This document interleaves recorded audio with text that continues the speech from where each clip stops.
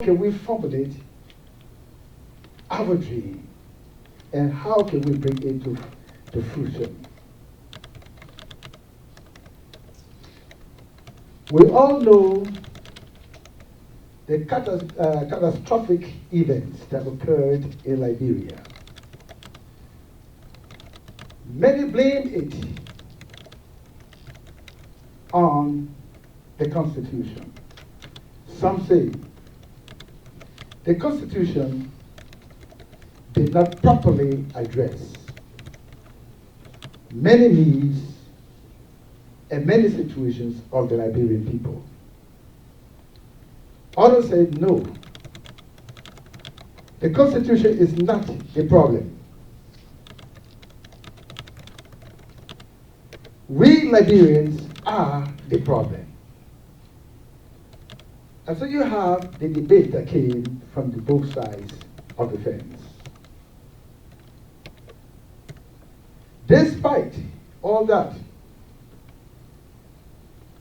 there was a need for us to come together as a nation and people once again, to bring about peace, to bring about stability, to bring about unity, and to pursue the course of development. This led to the Accra Comprehensive Peace Talks, and many situations were considered. At the conclusion, a major platform came forward, and that was to reform the government. If you look at Liberia today, there have been institutions that have been established. Reforming this, reforming that. A land commission, the governance commission, and many other more commissions that have been set up, all geared towards making Liberia a new place and giving it a new platform.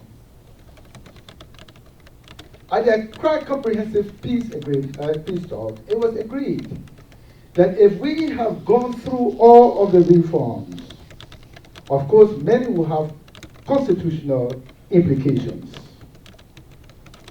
So there is a need to look at the Constitution once again. And so the government established the Good Governance Commission, which later on became the Governance Commission. And the Governance Commission proposed the establishment of the Constitution Review Committee. But there was one particular thing when this committee was established. Is it necessary? Citizens began to ask to look at the Constitution. It only took 3 years for the Constitution to be in existence before the war.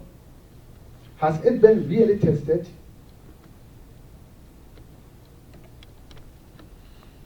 They say no. Others say we have to look at the Constitution. There could be many things in the Constitution that we particularly don't know about. And it is true because Article 10 of the Constitution had never been practicalized or implemented. The teaching of the Constitution in institutions of learning and dissemination of the Constitution among the citizens. So who knew what was in the Constitution? Liberia has had the history of exclusion if it came to the Constitution. 1847. Not, we are told, about less than 500 persons participating in the whole process. 1986. The Constitution, the making of a new Constitution, did not take into consideration thorough input of the people. So this time, the mandate said that the committee must consult with the people.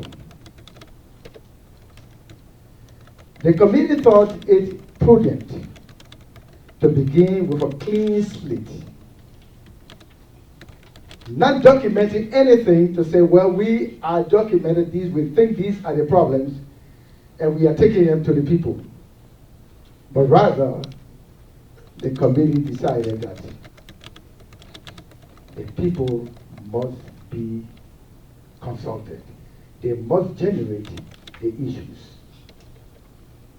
They know the situation, the circumstances. We must hear from them, whether you are literate or illiterate. Whether you are a crewman or you are a rural man or you are a petty man. Whether you're a Christian or you are not a Christian. Whether you are rich or whether you are poor.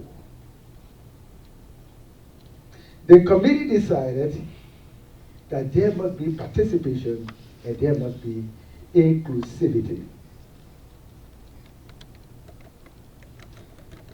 The committee they decided that there must be transparency.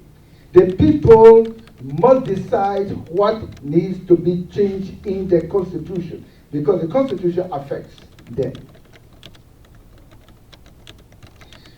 If this is done, the people will own the Constitution and be loyal to the Constitution. So what approach should be adopted? The committee said bottom to top, not from top to bottom. And so we began to go all around. Started from attire shops, intellectual shops, going to communities, going to hospitals, getting doctors' views, getting patients' views,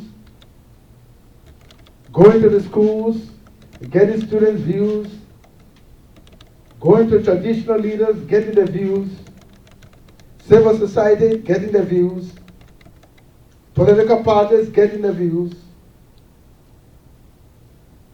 and then proceeded to the 73 electoral districts. Distinguished citizens here, I want you to know that your people back home are very concerned. They look at this Constitution as their last hope.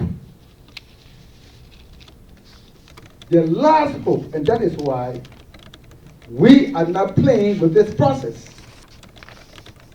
Because all of the reforms that are taking place, if this process doesn't succeed, there is the high possibility that this peace that we have got will collapse, because the people believe that this is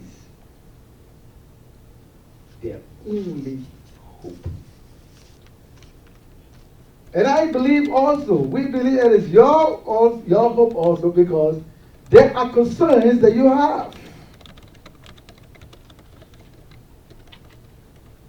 And the process that can bring these concerns forward is the constitutional process. And that is why we have decided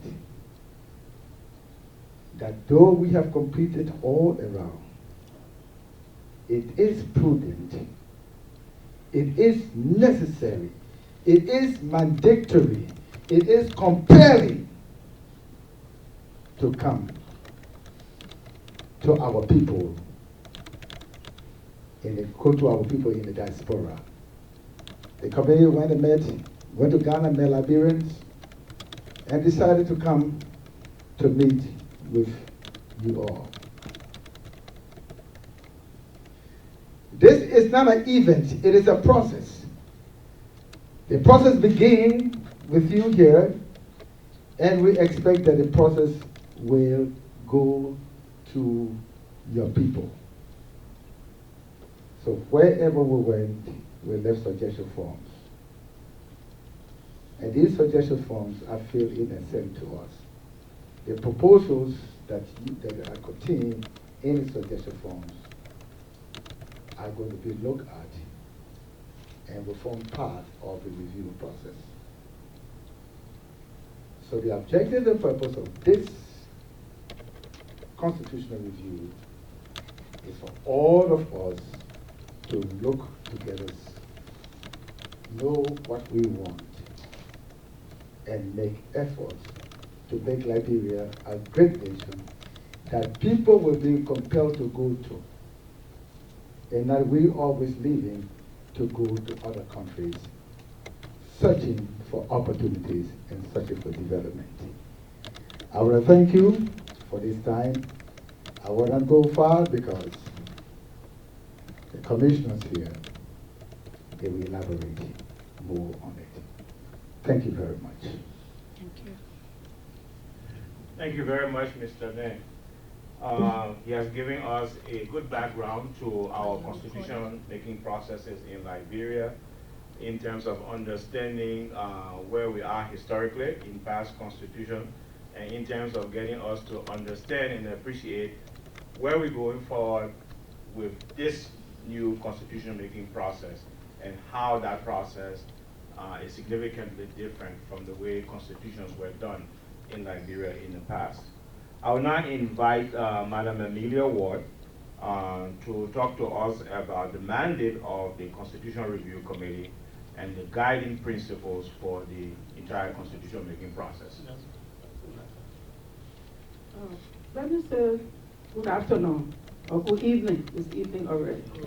Good evening. I know you came from church. Some of you have other things that you have before coming here. But we are so happy on behalf of the President of Liberia, the government, our own chairperson of this committee, Councilor Scott, and the delegation that's here in Atlanta. We're so happy that we are here. You have received us so warmly. I don't want to tell you all that has happened for us since we arrived, but I just want to say from the bottom of our heart, Leo, we appreciate everything. We thank you. You know, you were expecting us last week, but we didn't show up last week because of some of the reasons that Dean talked about. The process is intense. We've been going from different county seats, electoral districts to the electoral district. Can you imagine covering 73 electoral districts in the Republic of Liberia, going to all of the seats of the capital, holding formal consultation that is in the whole consultation, face to face with the citizens. And then going out there with informal, because where we don't start only at the formal, we go out as we pass around villages and other towns that are not part of the program. We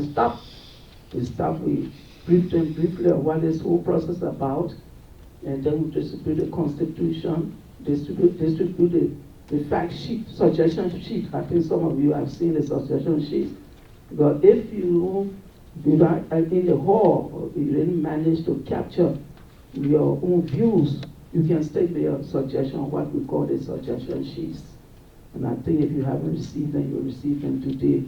But if you have even voice of your opinion or your views on the Constitution, and you still have suggestions to put down on that paper, don't say I've spoken, so I can write or I have other suggestions, because people can think of other things even after you speak. You should do so. So we want to say, we are here, we're happy we are here.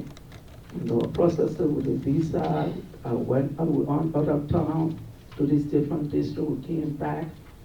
We had to have some thematic meeting, because even though DY explained the bottom to top approach, we will try to go everywhere in the country, meet with people on the bottom or all categories of people to the top.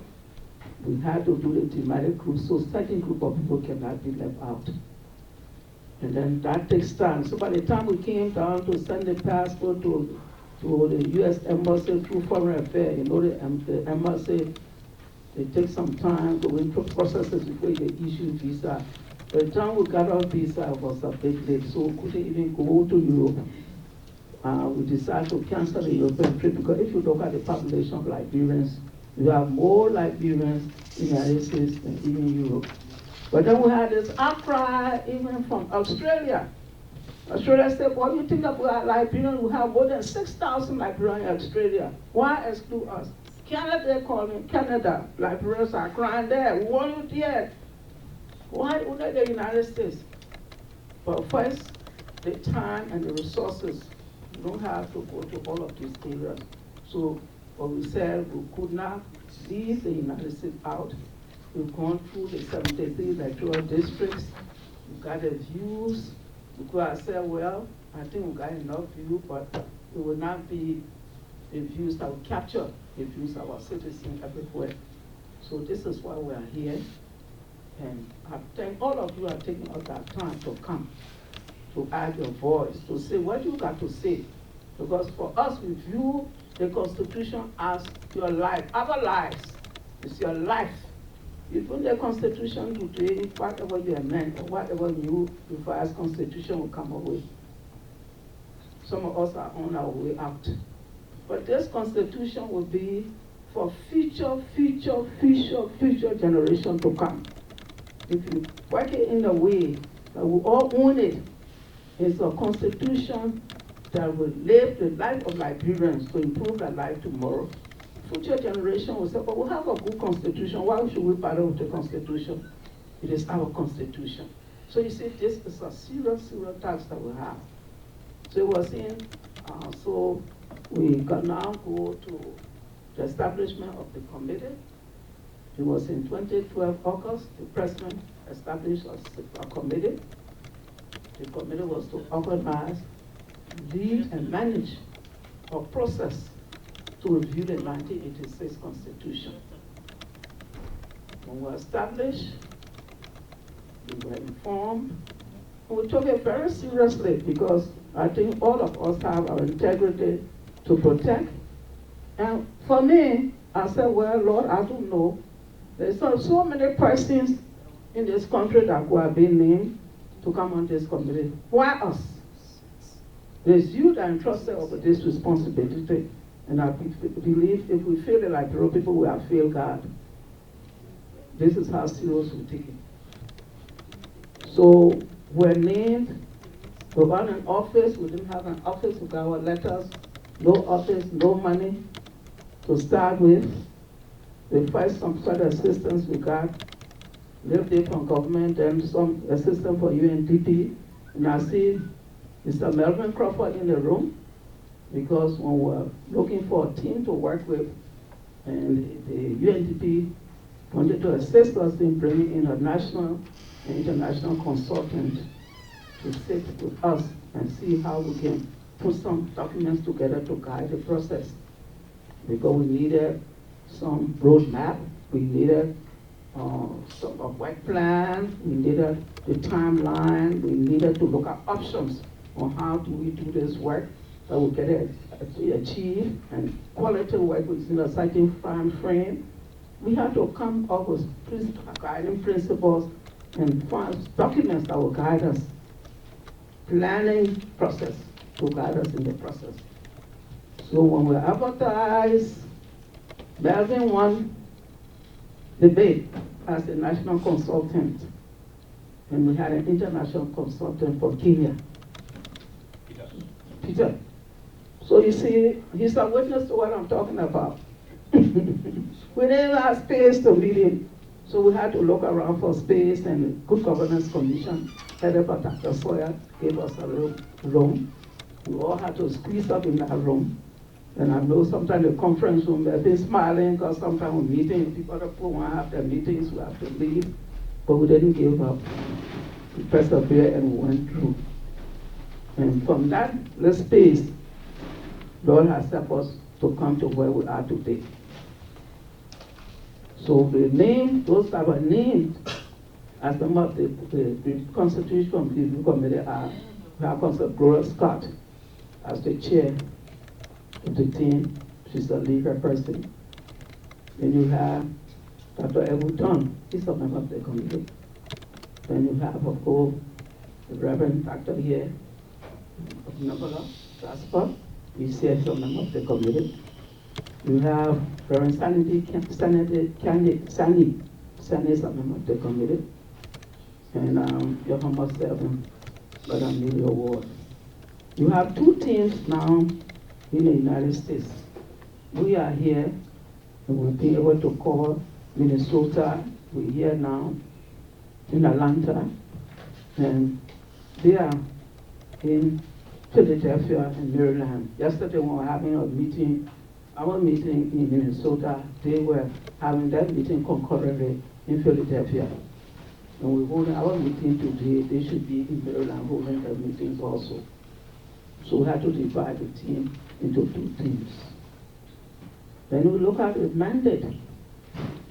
We're supposed to be here to arrange public discourse and debates on the 1986 Constitution, which we are doing with you here today. Then we're supposed to also look at those other documents you have about the good governance vision 2020, you have the decentralization policy. They have also implication for the Constitution. So we ain't doing our work, we take those documentations in consideration so that we don't have a process that duplicates. So where we have Constitution implication, we have to work along looking at those documents to see how they complement one another.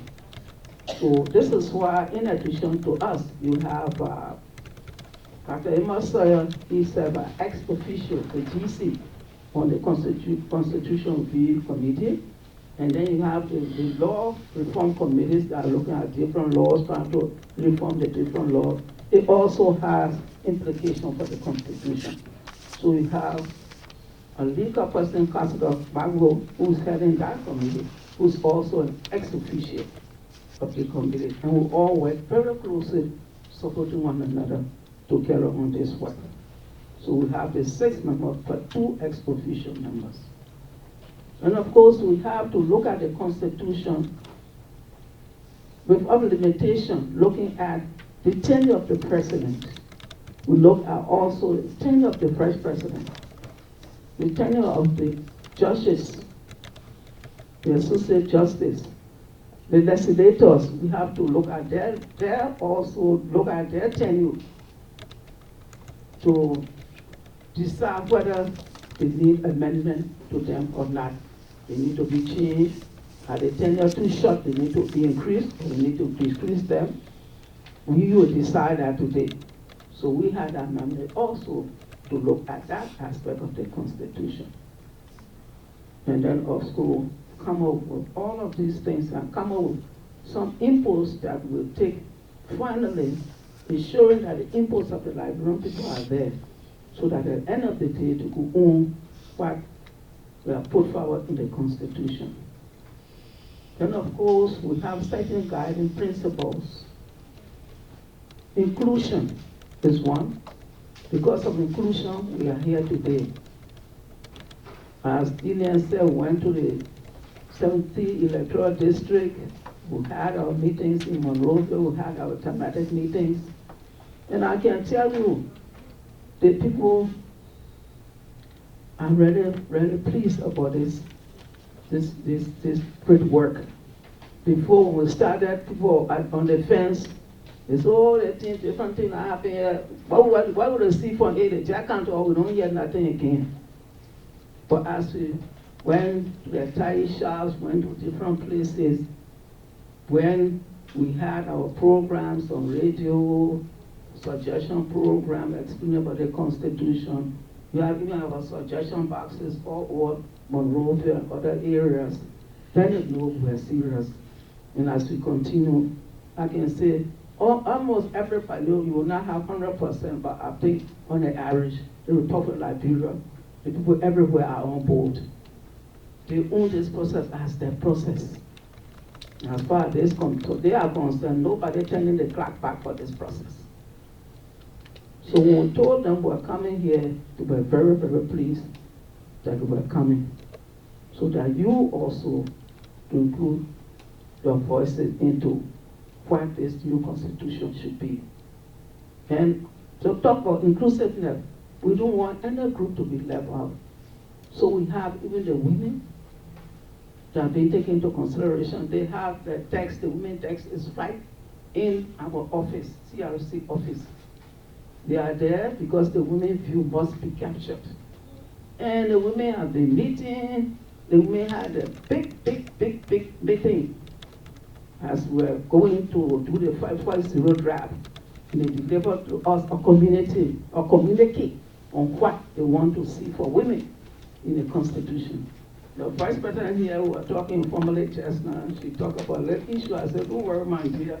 The woman I met, we already got that under cover as women. So we don't want to leave anybody out. The women text there, we have what we call the technical drafting committee, headed by Dr. Don. That committee, we have the statistician collating and analyzing the views as they come from the field. Even the views we taken from here, they will collate and analyze it by the statistician. We look at these views, because not all views expressed will be constitutional views. They might not be relevant to the Constitution, but we'll not throw any one of those views out. That's what we say, speak. No view here is stupid. Every view will be respected. We have the constitutional views, they will be captured. We have those views that will be administrative. We have those two that will be policy legislative. We have the policy views, the people in categories. At the end of the day, they will also form part of our report. So please air your views. Don't let anybody, if there's no time for intimidation, you heard the ground rules. So please be free and relax. So then you have public participation. Everyone must participate in the process for national ownership. It has to be owned. They must have review for diversion view. Everyone must be allowed to participate, whether you follow your tribe, your religious background, no matter what your background is. You're not shutting anybody down. So man, you cool man, shut up you more, my man, shut up you more. Oh man, where you coming from? Shut up you more, you're not part of this thing. No. We are all one Liberians.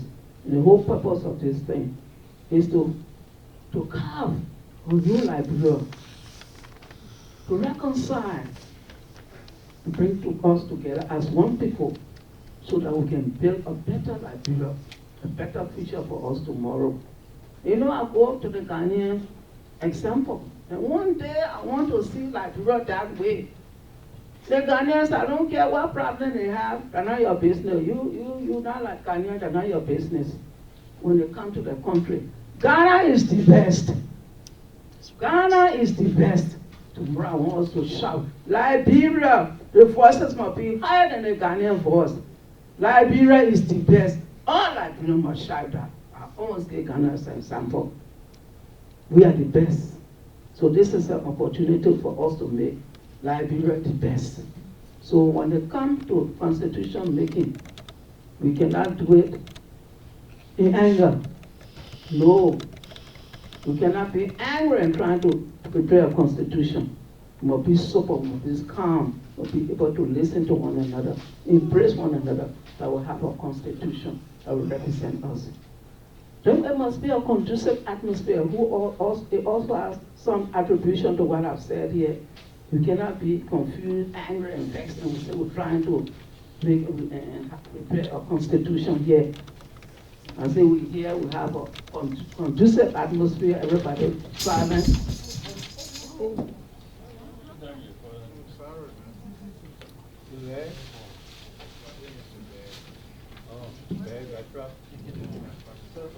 All right.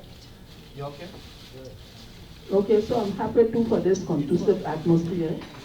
And all of where we have been doing the consultation, the atmosphere has been very conducive. Nobody fighting one another.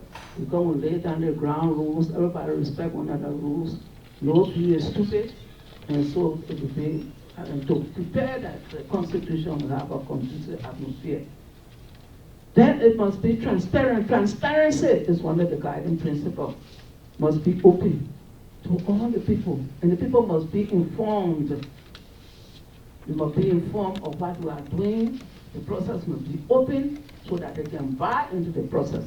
Because if we're not informing the people to not bought into the process, and today we are pleased that they can make their own contribution. Because when we went into the process, we had to take people to go out there, our foot soldiers.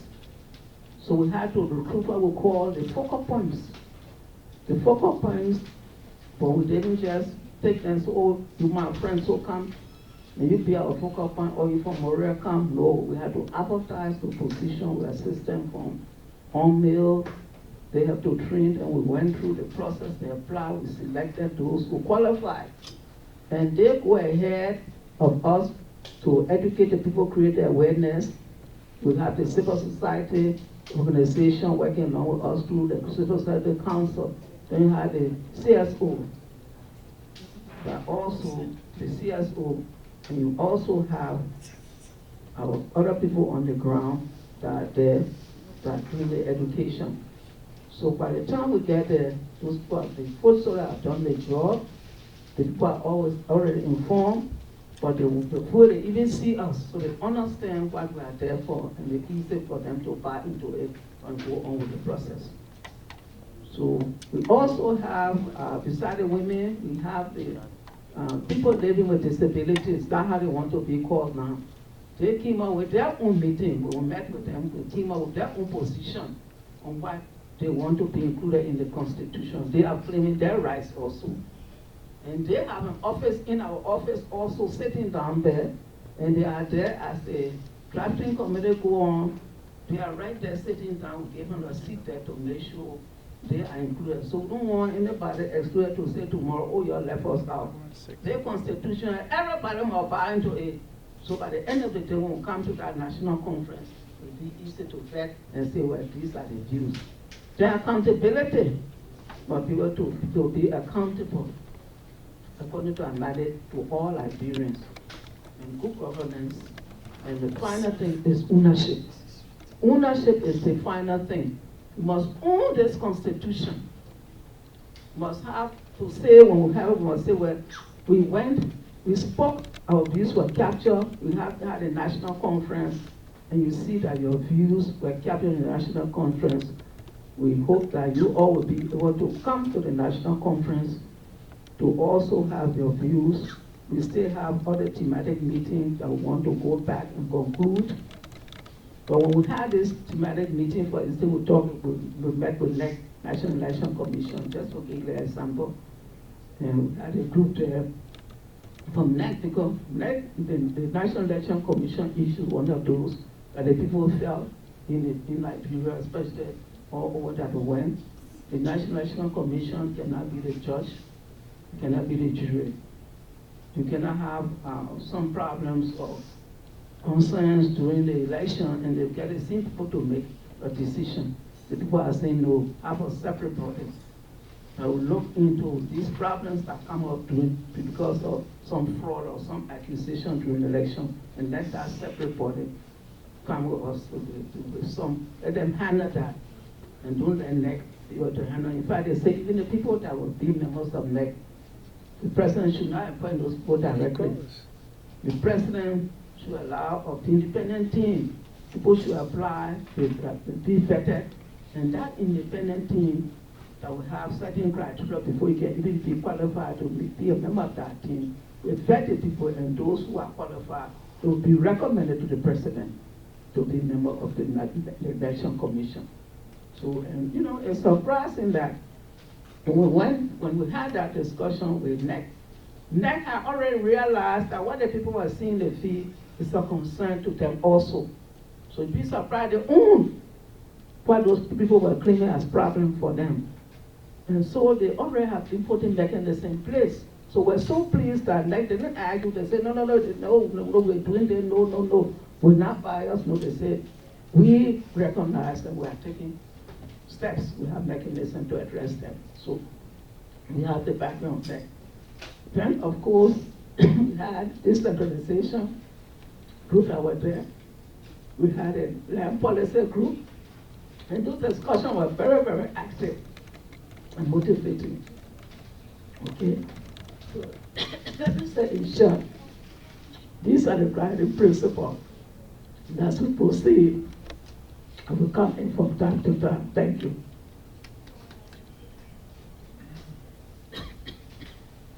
Well, let me add my voice to the first two speakers to say thank you for inviting us and to have accepted us.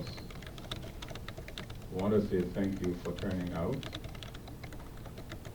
There is a clear indication that you have Liberia at heart. We are also sorry that the time given you is so short, and we understand that Georgia, Liberians are here, but they don't live in one concentrated area like it is in Minnesota. So we take that into consideration. We apologize for that short notice that we had to come, but this is all due to the constraints that we have and challenges that we are faced with that cause us to be to have such a short meeting with few people. We have even thought to have it like 2 weeks, the most, or the least.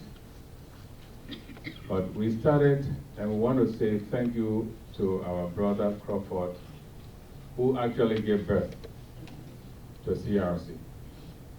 His ideas that he brought in CRC, the guidance he gave us by helping us to develop what we call the work plan, gave us a clear picture of what we were called to do. He helped us a lot, and this is a clear indication that indeed it's good for your people to go in diaspora to learn. And when they learn, they can become very useful in time like this. So we appreciate you, Brother Crawford. Okay, thank you. I hold you in very high esteem. Because the second point he told us, he was very, very blunt and very clear and to the point, because he said, hey, this process is my process. I'm a Liberian. If it fails, all of us fail. And he said, we have plan one. Plan one was given to us based on the timeline that the president gave. That this year we were supposed to have the referendum. But he looked at it critically. We were not having money, we were not having office, we were not having anything to start with. It is not, practically it's not a reality for it to hold next year. This is this year. So with his advice, we had to go back to the president. And the president reluctantly, it took about 3 to 4 months before the president gave us a response that the second plan, he said plan B. He said plan B will hold better if this goes all the way to 2015. Then all the problems that we have would have been settled before we reached to that level. And when we presented that to the president, she didn't want us to go to 2015. She really wanted it this year. But after his proposal, we took it to her, the United Nations added voice to it, and other international bodies, she consented. That's why we had to go all the way to next year based on plan B. So we admonish you, appreciate you, and we want to say thank you for that great work. Now, to follow what he has done is why we are here. Because his contribution in the process has helped us to be where we are. And we believe your contribution will help us to go to the end. We would have remained in Liberia and said, look, let's send them messages, let them communicate to us by electronic means, and we take it off from there. Because they are living in a modern world. But we said face-to-face talk is better. With all the tightness and tiredness we have in our bodies, because it's not an easy thing to go throughout Liberia. People may think that Liberia is a small country, but when it comes to this kind of process, it's a tedious one. Because you've got to deal with the people, and you've got to deal with their anger. And I tell you, Liberians are angry. Everywhere we have gone, in diaspora, in our own country, Liberians are angry at themselves, at their leaders, at their communities, whatever you can think about. Wherever Liberians are, the first thing they introduce to themselves is anger. Yesterday, it took us several hours before we started a real thing. Just to agree that we should hold a meeting. People were expressing anger, you know, in different fashions. This one will say, we're not informed, so we can't hold this meeting. We have to postpone it to next. With all the explanation we gave, they will still say no. We want it our way. But that is our culture. And we understand it. It has become, it may be a bad culture, but that is what we have adopted. And we are used to it. We want to change it, and we have to change it gradually. But at the end of the day, we prevail. And those who organized the meeting also were backing us, and we all prevailed and we agreed. Now when we started the process, they didn't want the process to finish. You know? They started coming in with new issues that, and on and on and on. We had to say, okay, let's stop somewhere. Because other people had to go to work. So we want to say thank you. Liberia, you know, we try now to rebuild Liberia, to give it a new face. And nobody should give up. Because if you give up, who will build it? We have foreigners that are coming in their thousands every day. Let me tell you that. And they're not coming to go away, they want to stay. We don't want to end up with a scenario that is in Ivory Coast today. That certain portion of people said, look, these people are not citizens of this country. And those who on the other side say, we are citizens of the country. So it becomes a difficult thing. So we have to build our nation. And we are developing this constitution. To me, I always call it a blueprint for Liberia. For our development, this is a blueprint. For our political activities, this is our national political platform. For whatever we want to do for peace and reconciliation, the Constitution is the basis. From God, the Constitution should be the one to help us get out of our nightmare. And so we want to really encourage you, not only to start here, but to continue dialoguing with us, because we have up to next year. Up to next year, before the referendum will come, the referendum will close the whole thing, the whole chapter of this review process. But the active part that we have to contribute now, that will lead us to referendum, is what we are working after. Soliciting views, soliciting opinions, suggestions, questions, concerns. What are your concerns here? How do you think we can embed this in the Constitution that will be of help to you tomorrow, and help to your children and to the people of Liberia and the country itself? These are things that we have come. We didn't come with something hidden under our sleeves to say, this is what we want you to say. No, you are at liberty. We don't coerce anybody. We don't plant words in your mouth, neither in your mind. So we gave you the liberty to talk what you observe. You give us your observation.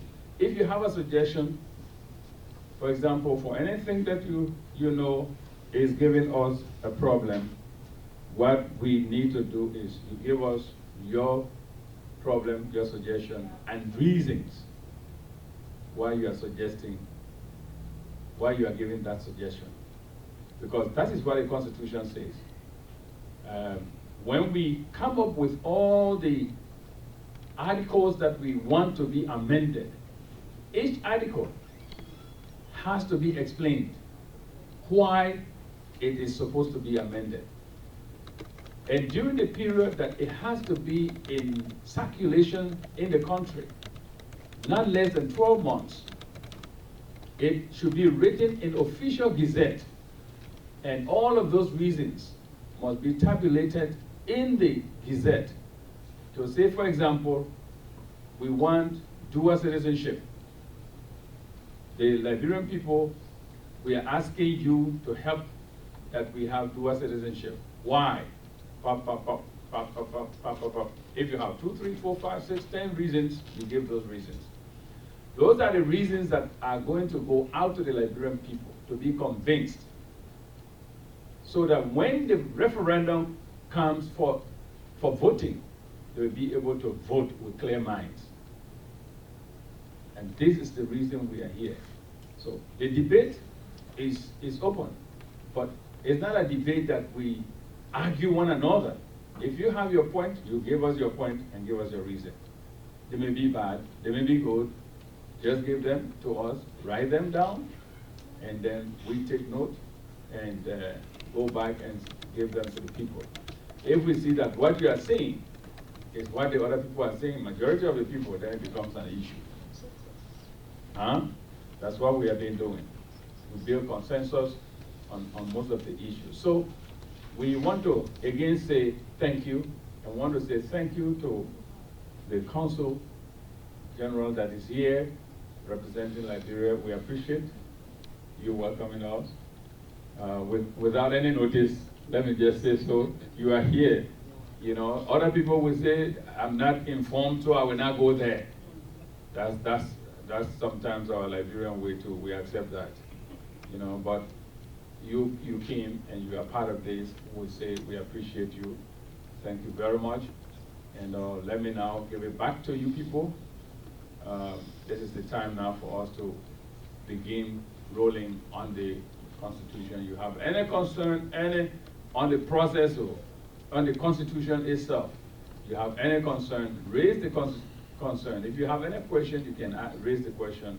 By the grace of God, I think we'll be able to respond to your question. Thank you very much, and God bless you. Let me quickly do two unconstitutional things and from that point. If the chairman of the board, Mr. Chairman, if you may please come up.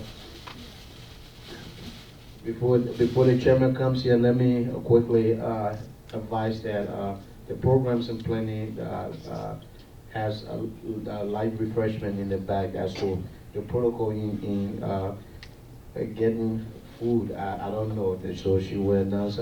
Ms. Boyma is our head of programs and planning. She will announce that. But on behalf of LAMA, on behalf of we, your compatriots here, we want you to take this unconstitutional gift home, wherever you can go. If you're going to Maryland, don't let them give you one. Make sure you have that lineup. No, but we want to appreciate you for coming. It takes a lot. We've heard all of the different constraints that you guys have to, hurdles you have to surmount. So we are appreciative that you are keeping us as part of the process as Liberians here. The chairman will join me as we give these hats to our respective guests as token of appreciation. Mr. D.Y. Jr. There you go, sir. Board chairman.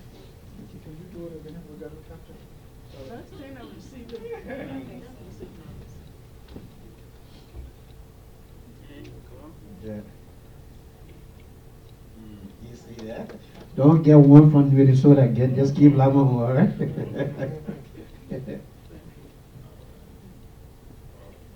So we thank you again. We thank you very much, okay? Let's facilitate again.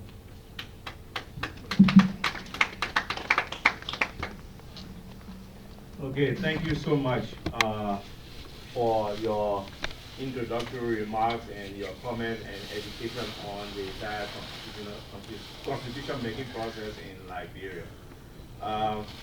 We're still small in numbers, The good thing about it is that you can speak, and you can speak again, and hopefully we'll all remember what the rules are for this process. We'll be respectful of each other's opinion. We'll give each other due time to talk, and we will respond accordingly. As you heard, the three things that they want from you at this point is your own thoughts and concerns and issues about the Constitution. What are the issues? And then after you've brought out those issues and questions, what will you be recommending to them that they will take back and look at the opinions and views from others from Minnesota, from other parts of the United States, and we'll combine those, and it will inform the entire constitution-making process, the whole process of drafting of the proposed amendments and propositions for the voting process in the next referendum. So here's how I'm going to do it. At the back, we have some light refreshment. Madam Program Chair, you want me to announce that, or you want? Yes, we do have light refreshment. Okay. But while we're doing the question and answering, I'm going to bring you peanuts so you can chew on it, because I really don't want you to be distracted. But after all of that, you can come back there and have yourself some to eat. But I'll just bring you something small to chew on. And then water if you need water. Is that okay? All right. Okay. And during this process, feel free to speak what is on your mind, honestly. Again, like I said, that's the advantage of being few in numbers. Let's speak what's on our minds honestly. Let's share what we feel about the Constitution and about our country. Because at the end of the day, the entire process is building a nation that we all can be very proud of as Liberians. So, we ready? Let me just say something that they say at home. Okay. We have our the vehicle go all over the country, even places that we enter. We hear the vehicle. The Constitution Review Committee. Speak your mind! Speak your mind! Speak your mind! So, speak your mind.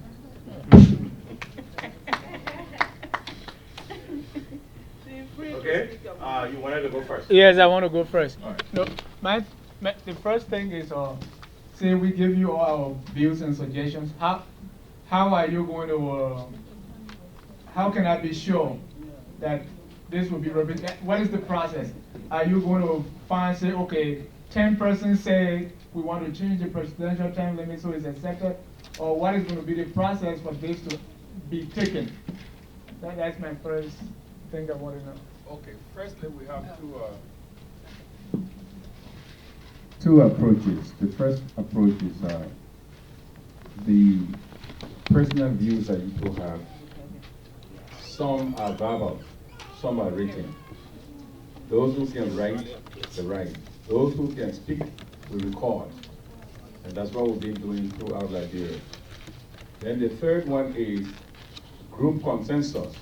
Like we are in here on particular issue, you all agree, you come up with a statement.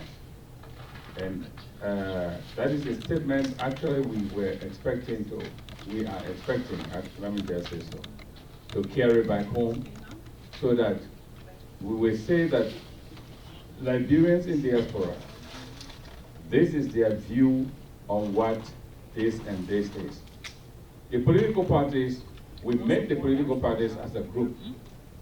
And then we also give them their right as citizens to give their personal views. So they came as a group, individually, and then they came as individual citizens. So you can rest assured that at a national conference, that way you know whether what you have given us is included or not. And you will hold us responsible if that is not reflected in the discussion at the national conference. And we expect that you will be present at that conference, even if you, if everybody will not go, and everybody will not be able to go, you have a delegation that will represent you there. Okay, thank you very much. we are recording your comments, your recommendations, and your questions. But we're also circulating suggestion form. This gives you the opportunity to quietly put your suggestion down if you don't want to speak your suggestion here. It also gives you the opportunity to go home and reflect on what was said here and say, oh, I should have said this. Okay, so you get another opportunity to do that. So make sure you get a copy of the suggestion form to take with you or to fill in right here as part of this process.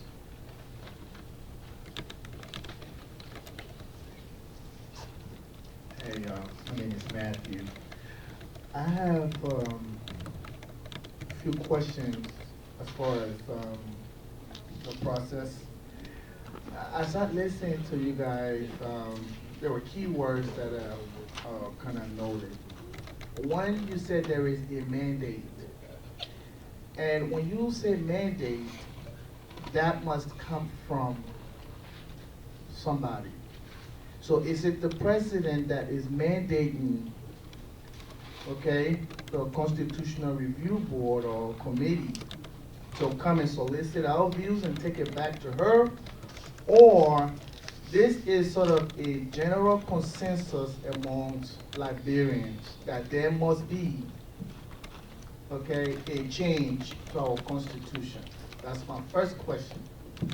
My second question is, you also did mention the good governance agency or committee. Governance Commission. Commission, I'm sorry. This good governance commission is an independent of the three political systems or the three branches of government that are in Liberia. Do they operate outside of the legislature, the judiciary, and the executive branch? And thirdly, this committee, the Constitutional Review Committee, you said there are two teams of you guys. Again, if I understood you right, the president did nominate you guys or had you guys brought on. What I want to understand as well is what were the criteria on which you guys were nominated or brought on board to, review the Constitution.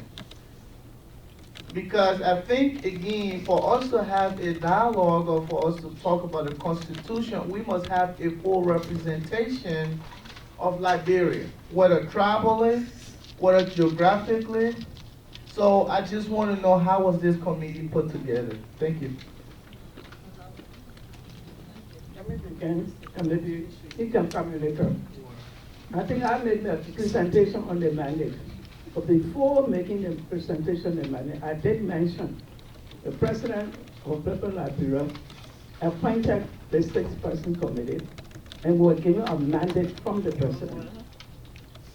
I came up and summarized those key mandates that must guide us as we go ahead to undertake our work. We also talk about how, when we put that, the President looked at our experiences over the years, our integrity in society, the respect that the people have for us in the country. I think we have an integrity and respect to protect because of our background, our work we have done in the country, even out of the country, in the country, and our own integrity. The President put us together to see that we can manage this process.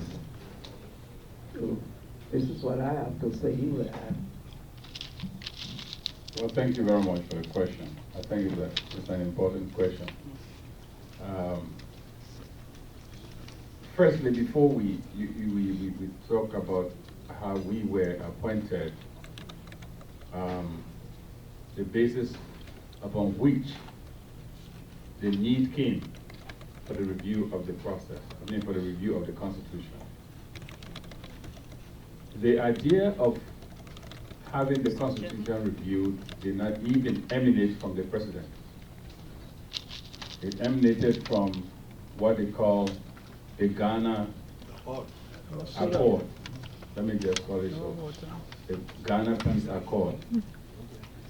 In the Ghana Peace Accord, there were several commissions that were proposed by that commission following the election of the President of the Republic of Liberia, that there was a need for Liberia to be reformed, meaning that the governance system of our country should be reformed.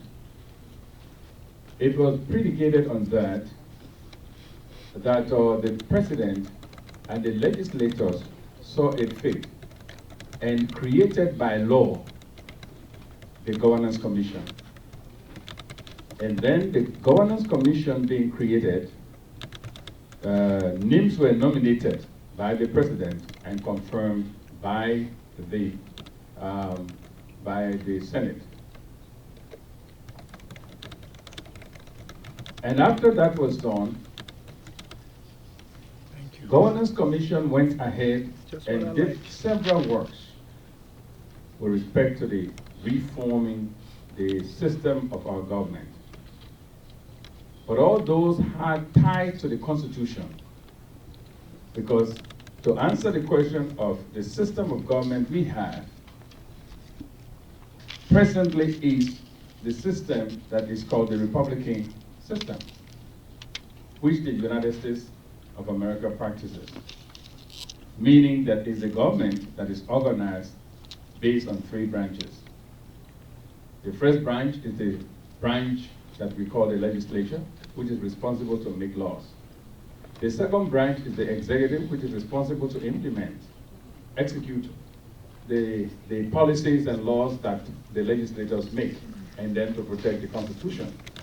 The third one is the judiciary, which is responsible to interpret through the court system the laws of the land and the policies thereof.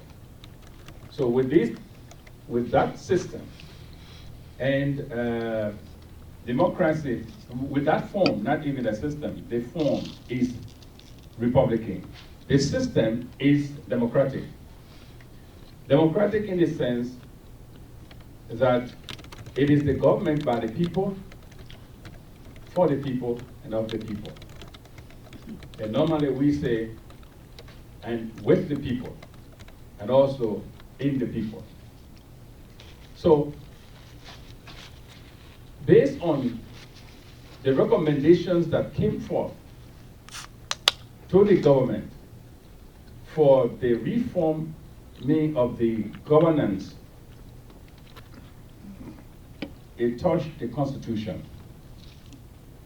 So they said we cannot, like decentralization we are talking about. Right now we have, as I said, the Republican form of government. We have the central government, which is responsible to do a lot of things, all the things in the country, appointing superintendents, commissioners, in fact, this time town chiefs and all, clan chiefs, paramount chiefs, and so forth. Really? So, always being like this. The commission said it is good, it would be good for those people to be elected by the people. But that is not what we have in the Constitution. The Constitution gives the right and power to the president to appoint. So to undo that, it has to go through the process that we are doing now. So that's why the president said, well, based on the advice of the Governance Commission and the law reform, which is responsible for reviewing the laws of the land, organic laws and statutory laws and so forth. This proposal was carried to the president, to the legislature, with in mind that they should organize and appoint another commission, which will be responsible for this review process that we call Constitution Review Commission. But looking at the financial implication, the government said, the legislators said, advised the president, said, we are having too many commissions, and commissions requires a lot of money to run. So the best thing to do is, we give you the go-ahead to appoint a smaller committee. And that committee should go ahead and start the process. That is how the president decided then that she look among the Liberian people and choose those that she felt would do this work. And that's how we were appointed. So I think that is to answer your question and your concern. Thank you very much.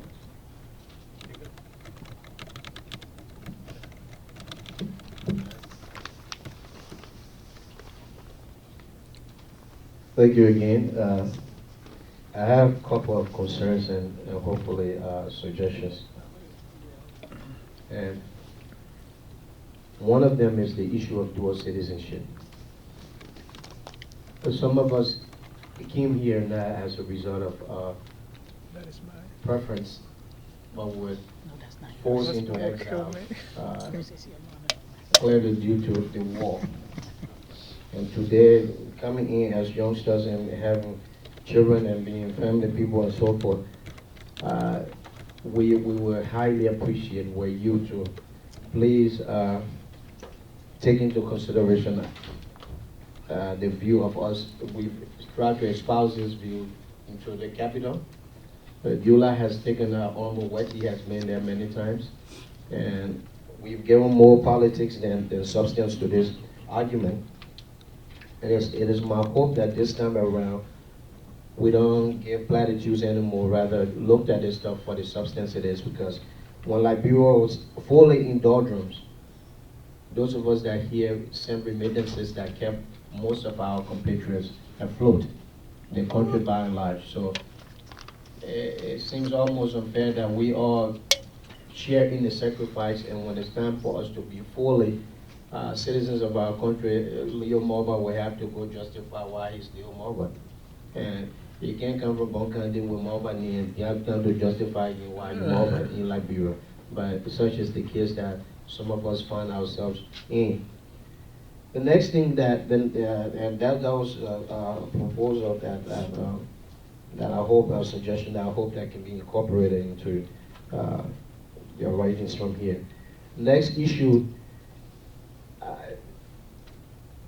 frankly, for full disclosure, I serve as the Secretary General for United Party USA National Board of Directors, and we did all we could from here, and then from here as the chairman as well. So we did all we could to bring this United Party-led government into being. But it seems to me, and I'll be very frank since we are speaking as Liberians, it seems to me the issue that we have in our country is not constitution. The issue is with implementation. Amen. When somebody steals from this portion, we throw them into this other portion, we throw them there. All of the rules you have here, when I look at the facts sheet, every single thing that should engender anything called good governance, period, is here. All of the people names that you hear so far, these people have been circulated over and over and over into our systems, and we still have the same conundrum we face. So you can't keep doing it with the same thing over and over and expecting different results. We can change the Constitution, write beautiful language again. The next 2 days, policemen start taking money because you want to see license. This person start doing give me cold water. Then what happens again? Now, should we change Constitution? If you look at these people country that will subscribe to their rules of governance, they look at the stuff and they amend them. They don't go taking a whole review of this stuff because they have systems here, the checks and balances that are put in place. They make sure these systems are actually checking and balancing powers as we go. But it seems like we gave a supremacy clause to the president of the executive branch, the top of the executive, to the point where everything goes. And frankly, again, you can change Constitution if you want. It's a good exercise, maybe for information sharing. But if we are serious, if we are really serious, we really need to change our way of doing things, not writing this stuff over and over and over. 1985, Dole Road 1. Well, this is the one we have now. Before long, we were writing one as a result of Accra. We were in war. So obviously they were trying to get us to have peace talk. We have warlords sitting in Senate and so forth. You can't change this stuff. You can't change your way out of this stuff. We got to change our minds. That's my opinion. The next portion has to do with, for me, has to do with inclusion relative to the committee leadership. Most of the committees I've seen, from NOCAL to Vision 2030 and so forth, it's the same usual suspects that you find on leadership role. If the operative work for this constitution is for us to own it, the people that own these leadership roles, they're on their way out. That's just nature.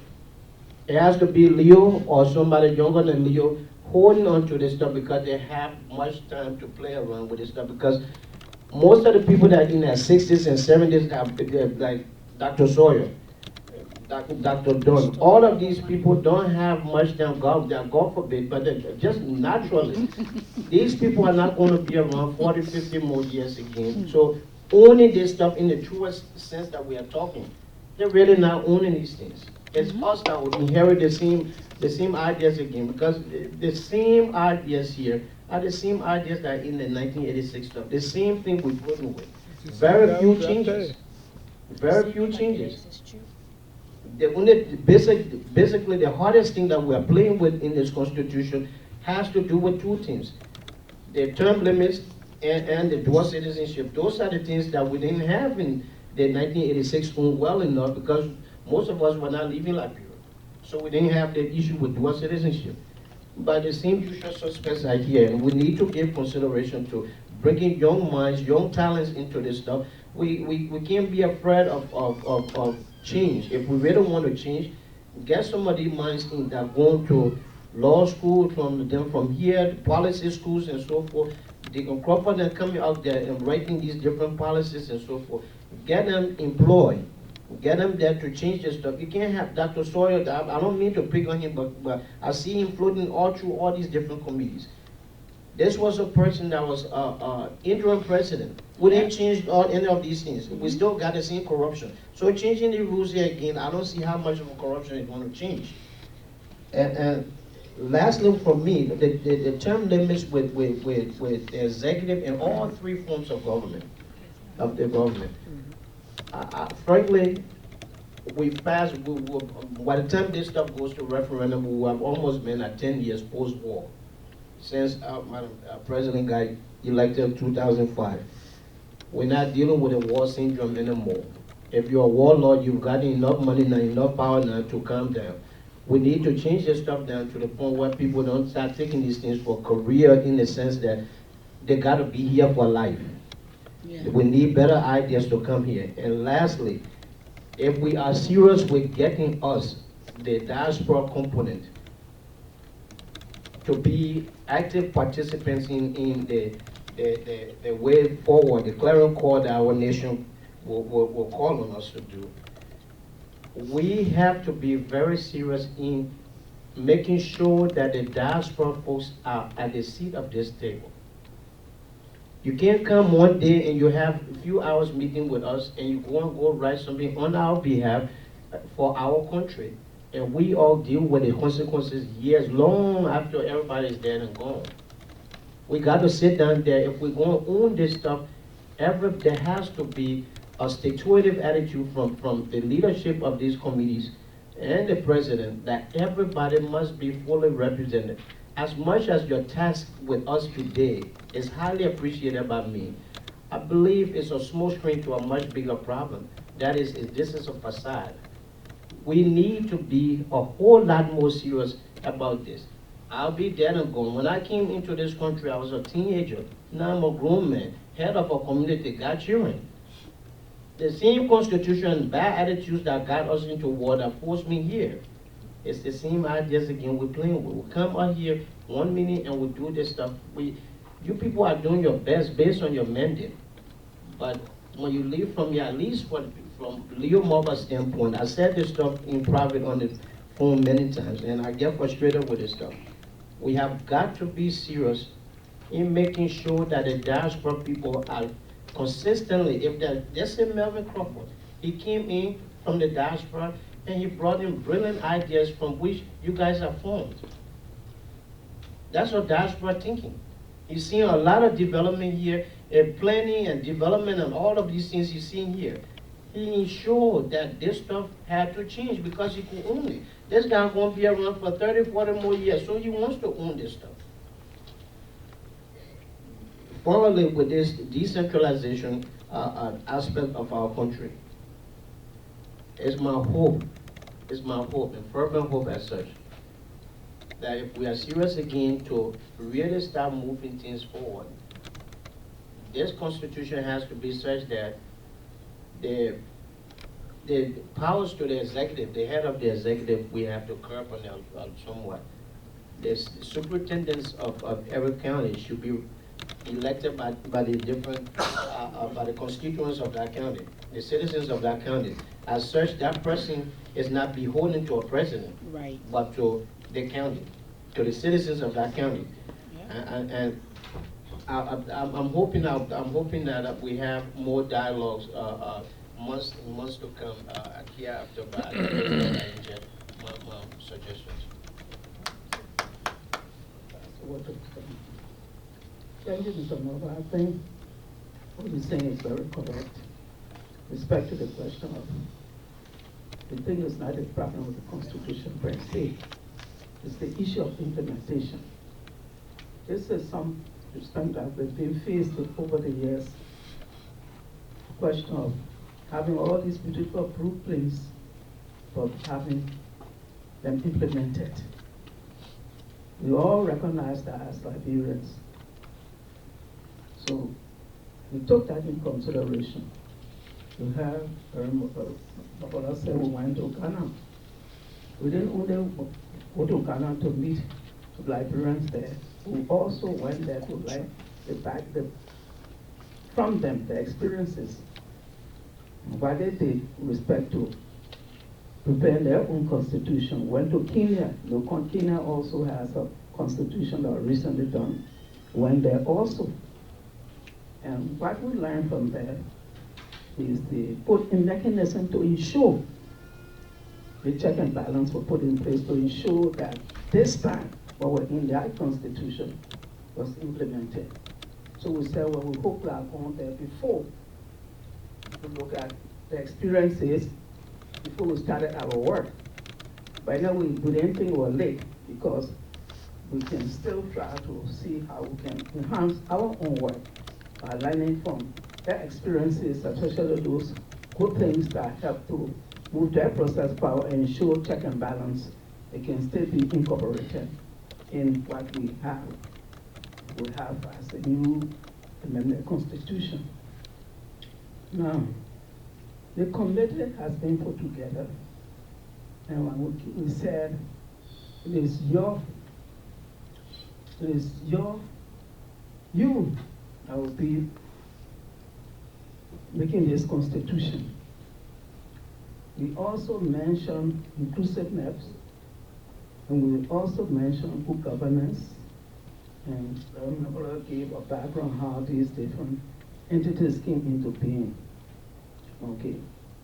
If the committee wanted to take ownership, they didn't want it to be participation of the citizens, the committee could have simply drafted some document, and just maybe call a big meeting in Monrovia, and everybody from the 15 counties, so y'all come.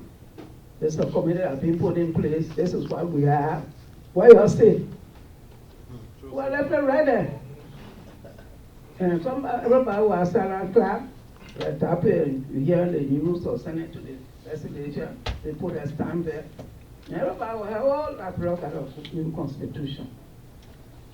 But first of all, we felt that if you look at the constitution, I'm looking at some of the civil crisis, the political instability, what has happened in the country. Right? If you look at it, we see that some of those areas there that might not be relevant to the reality of today. And there are some areas that should be included that are not included given to this reality. I think you agree with that, okay? So this is why were given a mandate, we sat and decided how to approach this thing. Nobody told the legislature, another president told, you ought to do it this way. We said, give our mandate. And then you were there. Huh? We started and decided how we were going to approach it. So this thing of full participation, we to all these different electoral districts, and going doing formal consultation and all of that. And started from the bottom to touch, wanted to meet all of the traditional leaders. And maybe some of the things you talk about just now, about how the people should be elected. They posted them all over the country in the electoral district. You not see anything new. What you say about it, how the superintendent and these people should be put in place, is one of the major consensus view that the people have all over the country. Some of these people, they can't read, they can't write, but they speak in their languages with passion. They express it with passion, and so you can feel it when they're talking.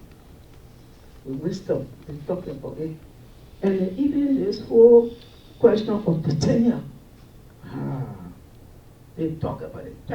Sometimes they tremble when they're talking, shaking. They touch the heart. So what you say, people all looks at corner of the country. I said that. You repeat exactly what the people were saying over there in the different places. Okay, so the Liberian people know what they want. Don't be fooled that they way down somewhere a little remote village so they understand, they fully understand. That's why we didn't bring somebody to these video things flipping to put it on for you to see and hear what these people say and how they're expressing it. They understand everything.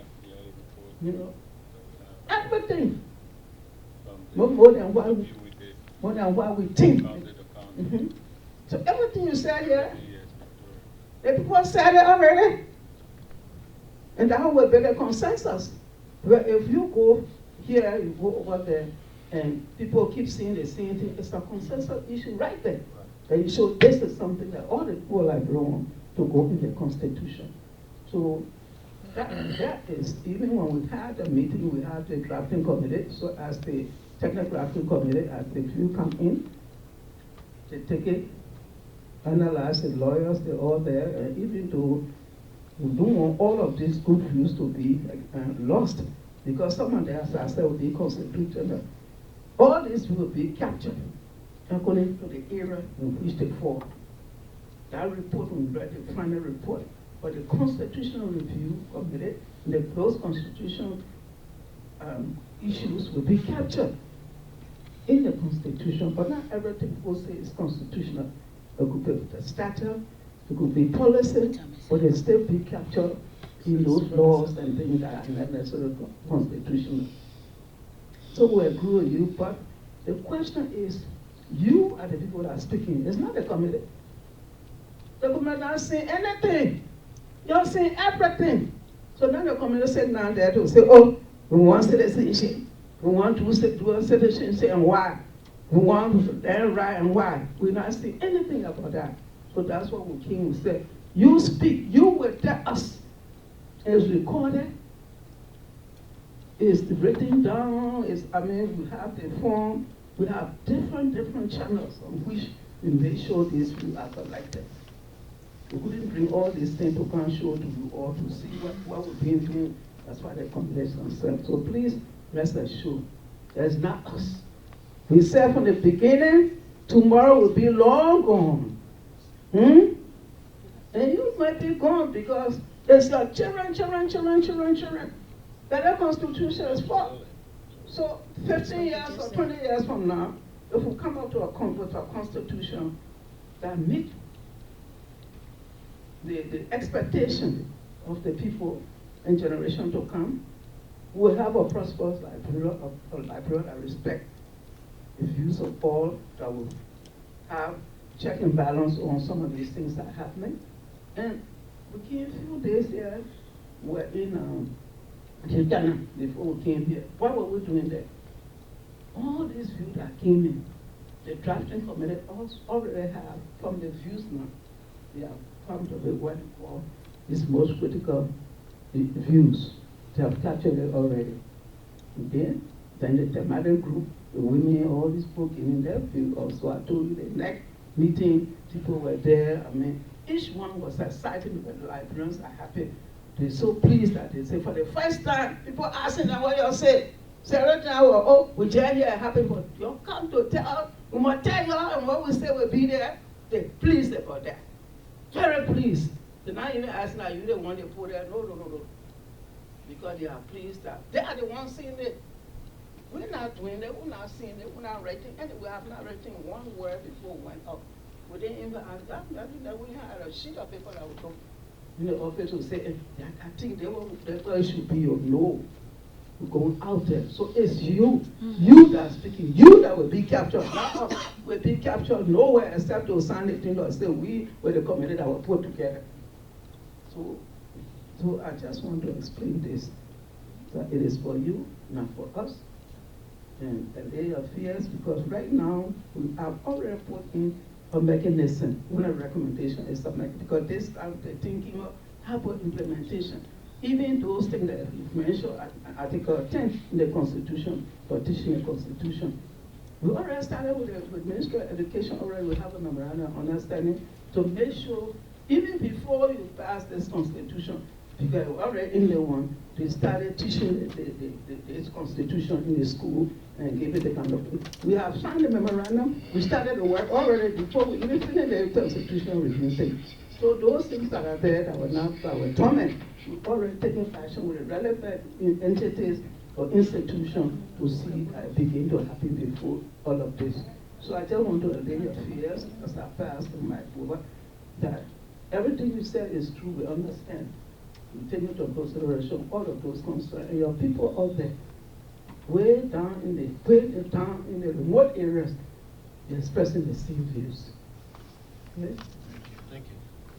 Well, let me just shortly say something. Thank you very much for your concern.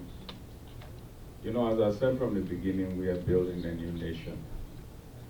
We've been crying that we've been marginalized. Other people are saying we have been marginalized, we are not being participating, and so forth. The previous constitutions that we talk about, 1847 Constitution, according to history, less than 500 persons participated in the referendum. 1986 Constitution that we have on hand, if there was any referendum held, I think it was limited to the assembly that was elected by the president, though, from various counties, that assembled in Banga, and then resolved, headed by the late Dr. Edward Kessel. He was the one that came up with this final constitution. The Sawyer Constitution was taken there, but a lot of things were taken away. And that is how this constitution came into being. Many things have happened. Sawyer has been the show. With respect to the young people's participation in this entire process, if you look at the present government, I can say 85 to 90% is young people. From cabinet ministers down, so young people. The Samuel Kayode-led government, who were they? So young people. Young people from the president down. Taylor, the same thing. Where are we? You know, the idea of thinking that this group should be the one wholly and solely responsible to rebuild this country here. Anybody you have that in your mind is an illusion. It cannot be. It can't stand. It has to be the collective effort. If we are crying that there was marginalization yesterday, and then we say, well, it is certain groups of people should take this responsibility and leave the other people out, then what are you doing? You are repeating yourself. We are now fighting to see how we can bring everybody on board. You young, you old, you tall, you short, Once you're a Liberian, you're a Liberian. That's the society we should begin to build. But the old folks, they will still go, yes, it's true. But they have wisdom. The wisdom the old people have, the young people don't have it. There's no way you can compare that. I'm talking about wisdom. I'm not talking about knowledge. I'm not talking about knowledge. I'm talking about wisdom. Okay. The issue that people always quote the Bible, say the wisdom of Solomon has nothing to do with the age of Methuselah. Who tells you Methuselah was not wise? Who tell you that? If Methuselah was not wise, he was not going to live that long. Let's go to the So constitution. let us, this is what we are, no, it's a debate. It's a debate that we all have to allow ourselves. You can correct me if I'm wrong. But I'm saying that one particular person cannot build that country. I agree. No way. Now, not one group of people. It's how we can fight to integrate ourselves with the ideas. And we're telling you that with this process that we have started, it is not a process that we say is limited to Sawyer. It's not limited to the president. It's not limited to the political parties. It's not limited. That's the reason we have been going even to the villages where people have not been before with such issues. And people give their views. Our coming here is not just for show. No. It's not for show. It's not for vacation. I will not come to America for 1 week. It's not for vacation. I will not. But this is a pressure that we have to do something for our country, and we say we don't want to leave our brothers and sisters behind who are in diaspora. That's the reason we have come. If that is an offense we have committed, please forgive us. Let me forgive you. But Brother Ndarboloe, if I may, real quick, Ndarboloe, I'm sorry. Well, I think the time here is... Please. Time. Yeah, that's just exactly what I'm about to talk about. I think suggestion forms have been distributed to you. You are here, and your inputs are very necessary, very important. Those of you that are listening, you can write your proposals, and we can take your proposals. Even back home, there are two ways we do it. We go to an electoral district, besides group presenting their proposals, they are individual proposals. Because even if a community will get together, you understand, and submit proposals, it have to be based on consensus what to be done. You also may have your own personal proposal that you want to get across. So I think it's an opportunity before we leave from here.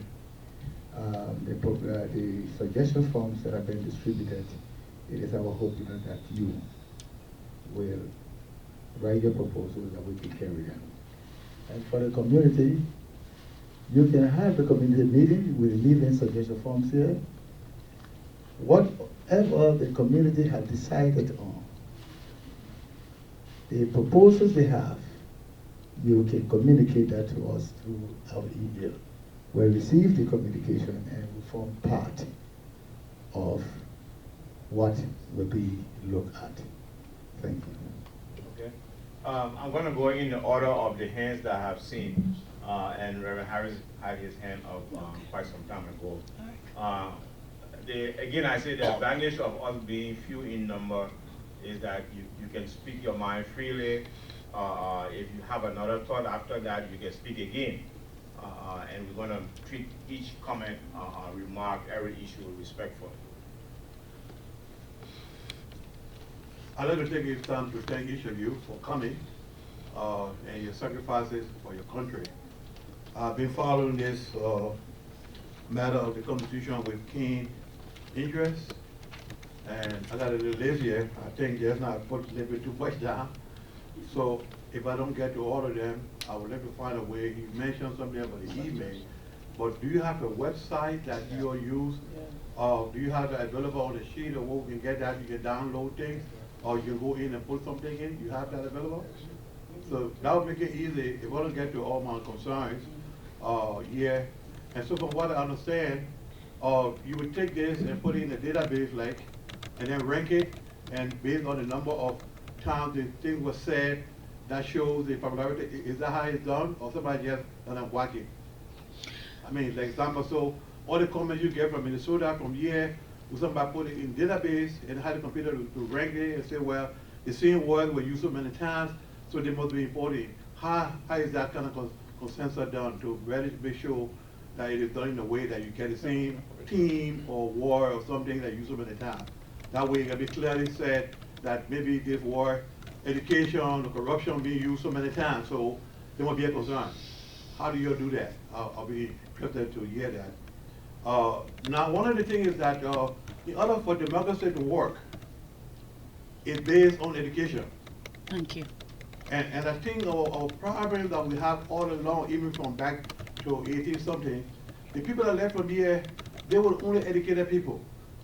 They knew what they had, even to the point where they built houses from the south to put houses that are not in the low plain, build houses on Crown Hill, on pillows. That's all they had.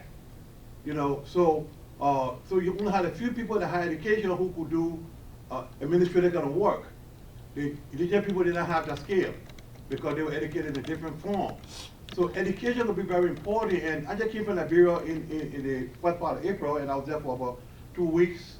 The education system is still a problem. We still got a high literacy. And if, correct me or not, but I think it's about 80%. I mean, it's just mind-boggling. So when you see the countries that are functioning well, the education system are far advanced. And it's a priority. In Ghana, I went there in 1989, and the children in school, my nieces and nephews were bringing the report cards I saw were using computers. In Liberia, you can hardly find electricity to run even a little thing. So the light, the children in the school can have no light. The eyes are given to her right now just through the natural air and the light that comes through the legislative block. So in order for democracy to work, we're going to have the best constitution. Education is going to be our best route. Is that we not just believe that every child deserves education. We have to invest the money for that. When you look at the national legislature income that is higher than education, then there's a problem. So we must invest in the development to make sure that thing should come down to about 20%, even 10%. That should be the goal. I don't know whether they have any goal for bringing that down right now, but in order for democracy to work, that's the best thing to happen to us. Because right now, only a few people can see. It's still one man is the king of the blind, so only a few people know what to do. The rest of the people, they educated, but not to the point where they get ready to function and know their rights. So the other thing is that to go along with this now, the languages. Have we thought about what languages, based on our languages, we got about, I think about 16 principal languages. Some of them are capable of being written. Are we considering and planning and getting people now to write those things so people can readily read it? Because if it's only in English, again, only the people who can read English will be able to interpret it. Now the people in the villages, I know they hear something about what they hear, but they can't read it for themselves to know exactly what it is or to read the whole thing. So I think we should start pre-planning to put it in like VAR got a script. Bale, Basa, Loma, and a few others. So, and I know that takes money. But we got to start planning now on how we do that to make sure everybody can have access to the Constitution. Because, like over here, I know you put it on the web, but how many people got a computer that really, in fact, no light to even look at the computer? So that would be a very disadvantage. Only those that are elite have access to it again will use that to their advantage. And that's why you have to, because once people know what the rules and the rights are, then there's a problem. So I think we should consider that. Of course, we talk about the term of office. I mean, it's amazing for a country like Liberia to have 6 years for the president. 6 years. And the possibility to go 12 years. And so you got no recourse to get them out. I'm not saying anybody get out unless you shoot them. We decide, but you can't go through and retire dignified and say this while it's done. So terms for 6 years, the senators for 9 years. Yeah. You kidding me? We're just talking about the analysis, how much they make right now. If you look for the 9 years, that's over $1 million. And they go for 2 terms, over $2,000. When they come and put the kids in their food, they live food to eat, not even $20 or something like that. Yeah. You know? So like today, I tell people in the church, they ought to come here to this thing to let a budget be hard. Yeah. Because we can't keep on supporting the people back there, sending money to there every week and every month they crying off of money. We're working hard here. We're supporting them to go stay in the line. We're not developing them. And in the meantime, we are getting old.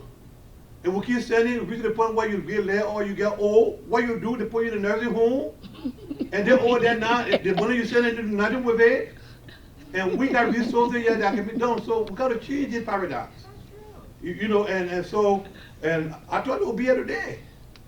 But they're not here. But they will talk all day long in the club, in the bar, about what the grandfather should do and who should do what.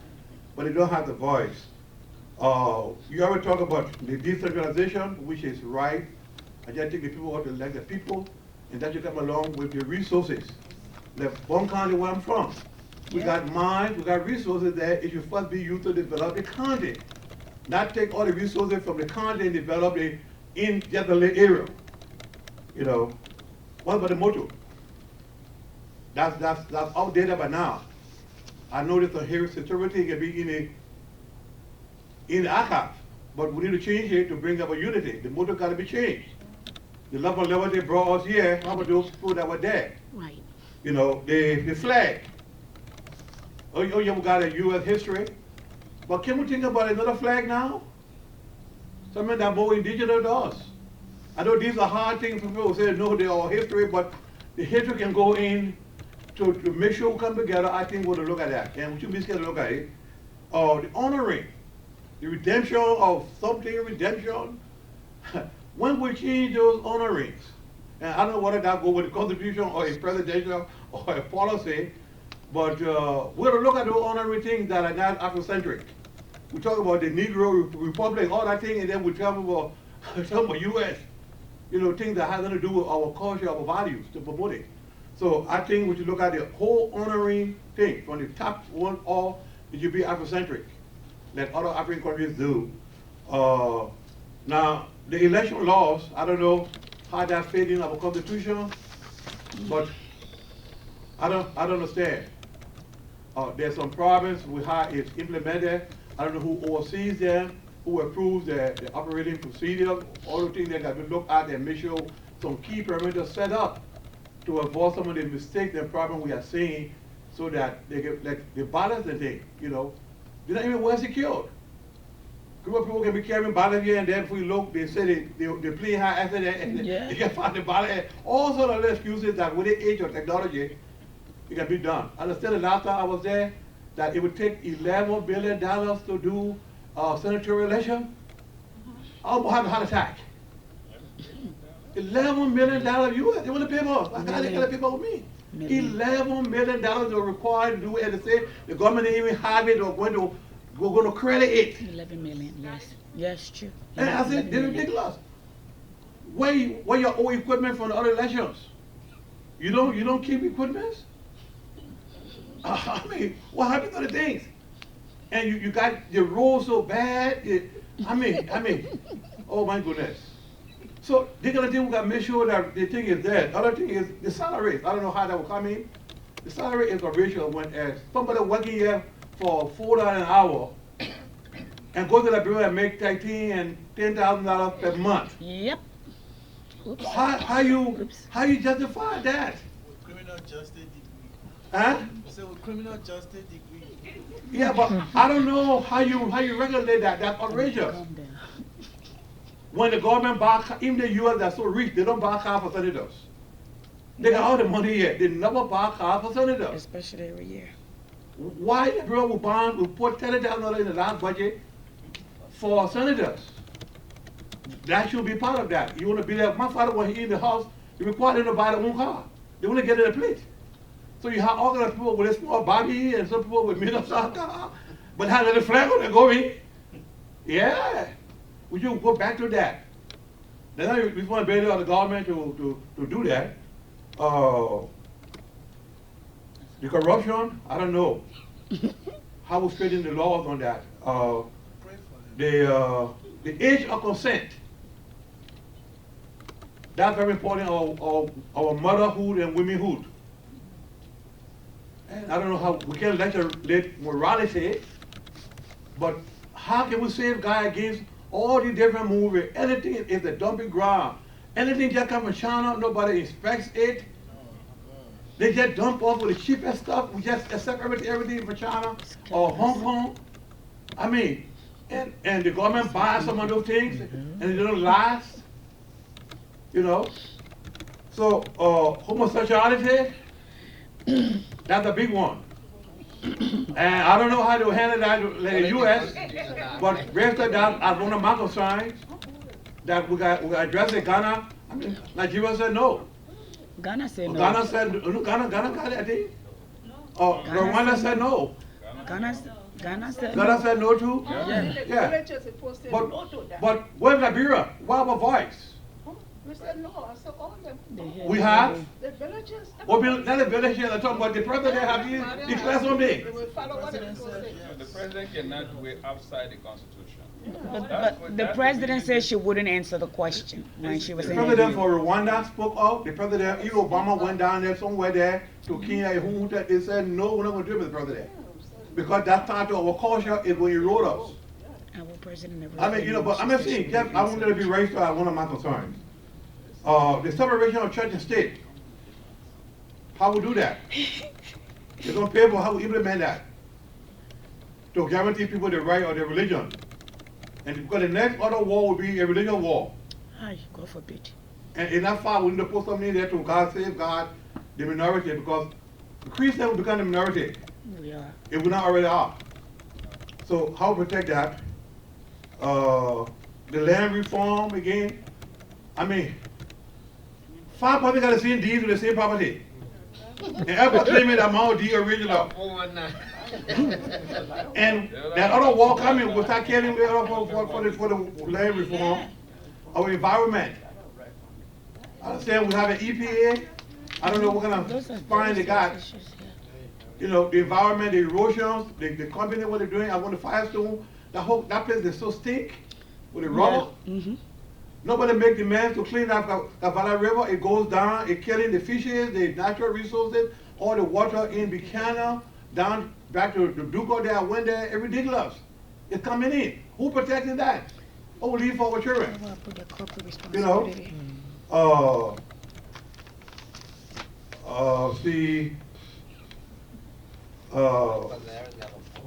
But anyway, I will get on the website. I'll do my own. Because I tell you, I mean, I'm just saying these are things that we're going to do, but the primary thing is education. I think the education will be very important to sustain a democracy.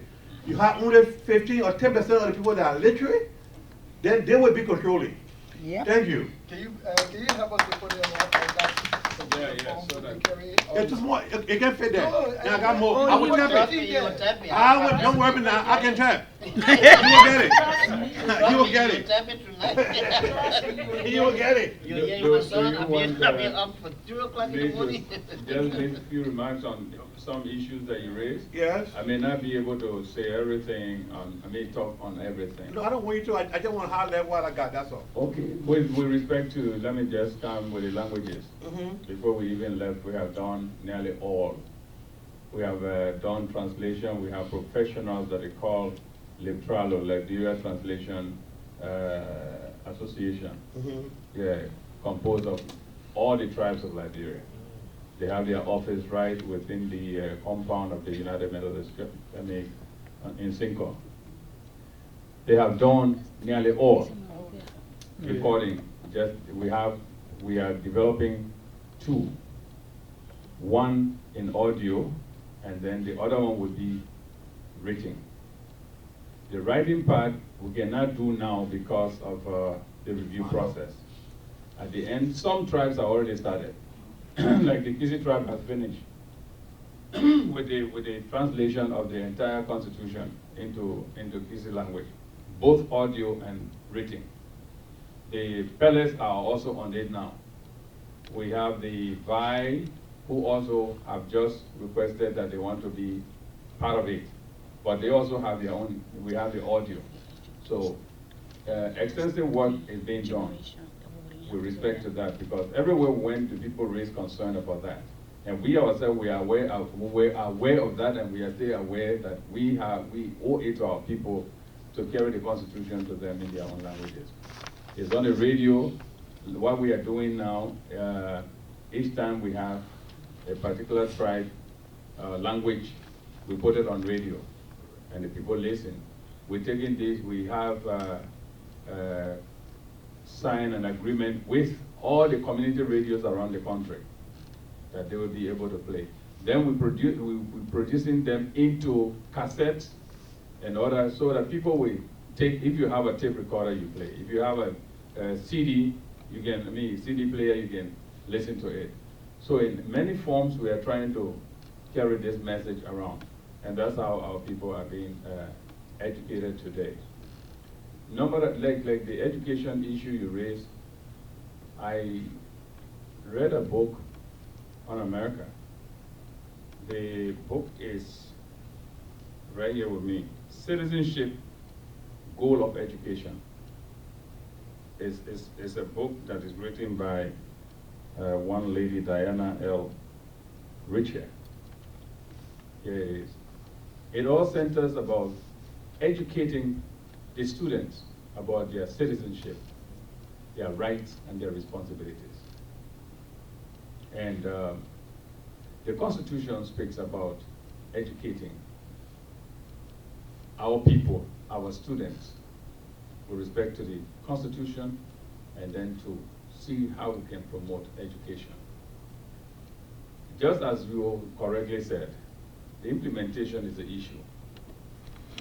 Implementation, but when we went to Kenya, as Madam said, we tried to borrow from what the people did there and what they are doing. Likewise, Ghana.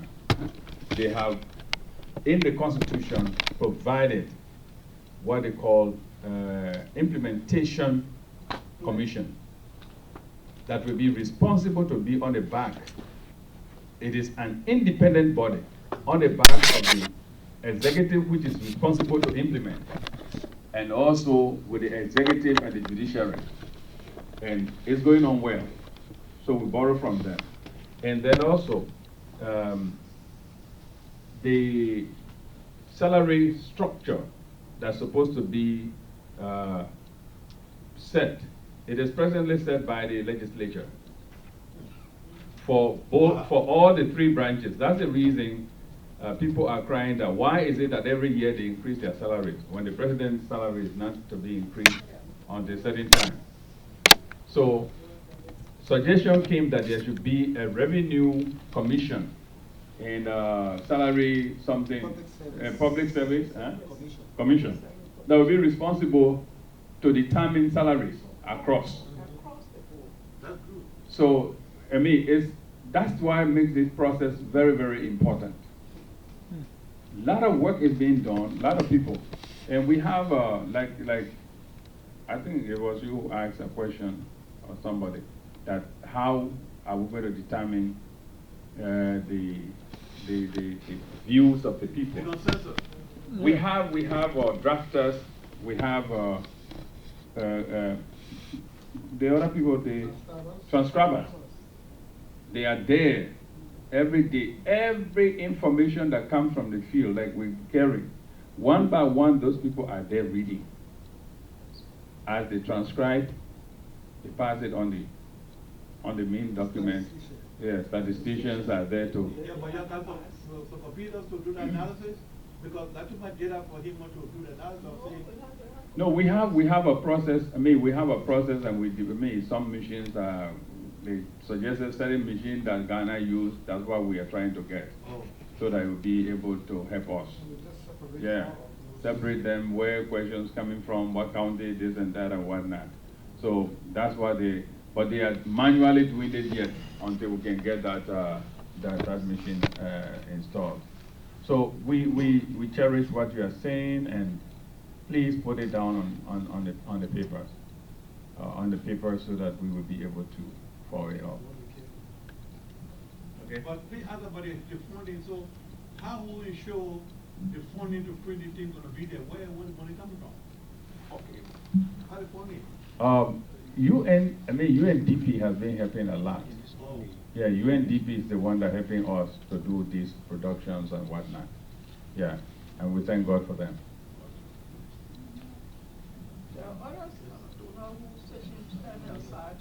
Okay, I'm gonna do my best to follow the hands as I saw them first.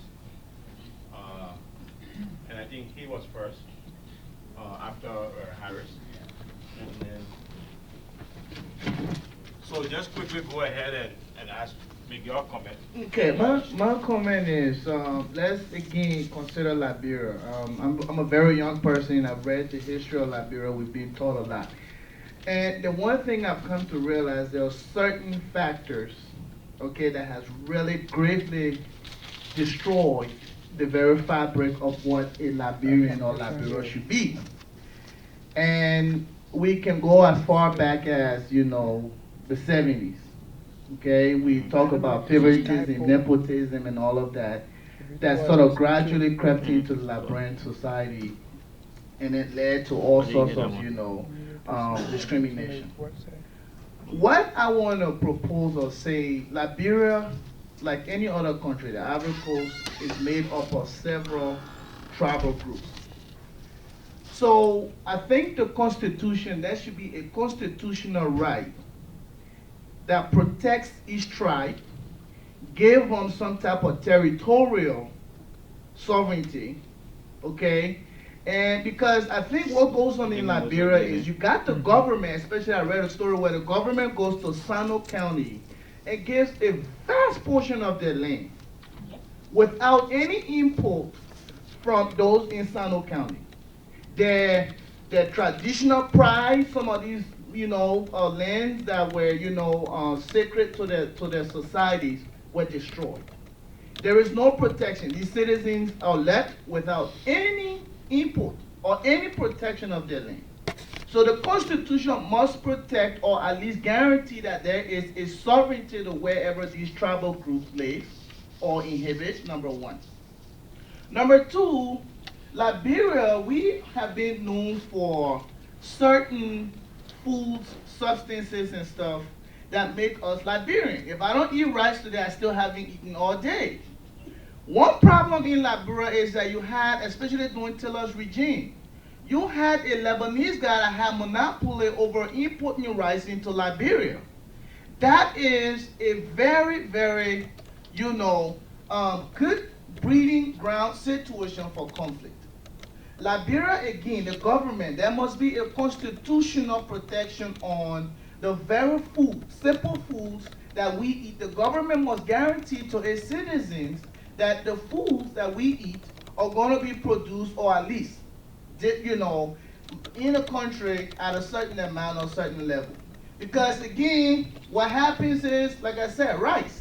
There is no reason why I should buy rice from here and send it down to the people there. They're buying half bag of rice for over $60. But meanwhile, this is our staple food. The government, I remember during those regimes, we used to grow rice. So we must go back to where rice is grown at a certain level to prevent inflation, hunger, or whatsoever. Lastly, I want to say there are people who continue. Leo spoke about dual citizenship. I'm way on the other side of that. Because dual citizenship lead to safe havens for the people who have destroyed our country. They go, they cause all kinds of chaos, and then when we're fighting ourselves, they fly back to wherever they came from. Dual citizenship, to me, I think what I'm trying to say here is, in order, okay, for Liberia to be a safe place for everybody, we don't care where you come from, but at least preferences must be given to a Liberian over, I don't care where you come from. You had a case where the guy that went to lead the auditing commission left from DeKalb County here, whatever degree he had, went and messed things up in Liberia. And I'm sure there are well-educated Liberians down there, but because most of us leave from here with makeup degrees, go down there, we're giving preferences over the very Liberians that we clean, we're educating there. So there must be a protection for a Liberian that holds similar degree. He must be giving preference over anybody else that comes from wherever.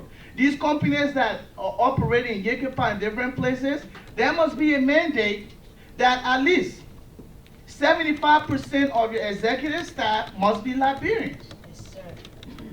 Because what ends up happening is the goal there to take the people to embezzle all of our money, then the poor people are left with nothing. I could go on and on. The last thing, the people that bring war and destroy our country, the Constitution must at least give us the right to prosecute them. Okay? Because there are a bunch of them today that are parading in government, Senate, and whatever. They killed us, they destroyed us, and yet they were able to come out and claim we forgave them and they're in government today. Thank you. Can I ask now? Matthew, go away.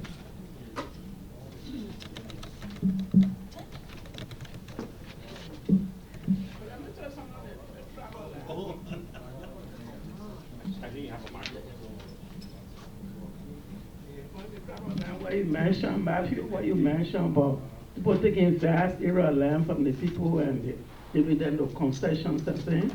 This was a loud cry all over when we went through the explored districts. And what the people are saying now, that any land they want to, a company wants to, a concession want to buy in the area, no negotiation to take place of the inclusion of the people.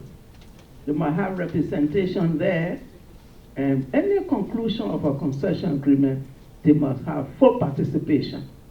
Well, this is a strong view from the people in the areas. Two, they under this public land where they're saying that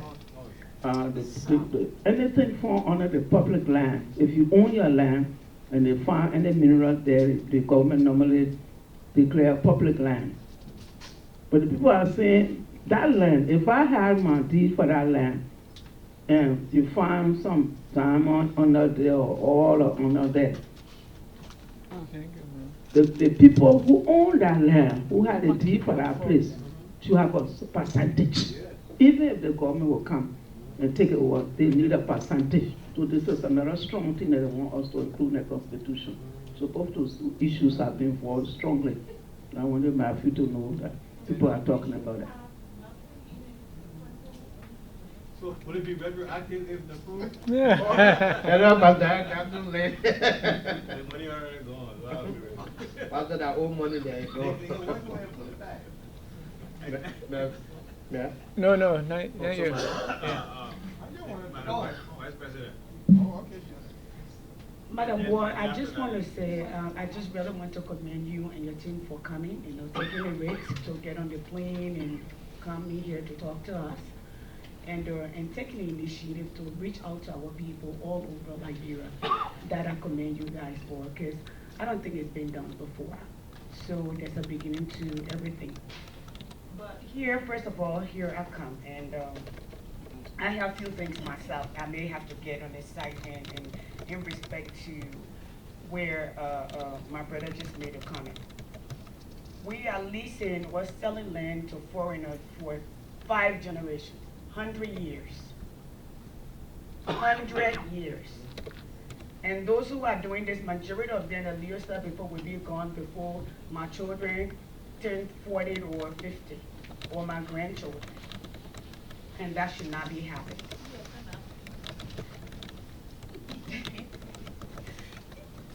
And the second thing is that educating our country. You said something about Ghana earlier. What separates a Ghanaian from a Liberian is their mindset. Like you said, the Ghana man would say, we are the best. The Liberian man wants to be American. The Liberian man wants to leave from here, go home, and steal everything and bring it back here. Okay? That was separates them. We've all been through war. Sierra Leone went through the same war with us. So did Bosnia. They're making headway.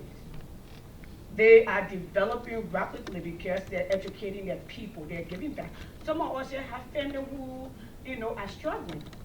Like Pastor Harris said, we are working and supporting our parents, our aunties, our nieces and nephews to educate them. Because I remember when I was growing up, there were public schools that were very competitive. For one, Tottenham High.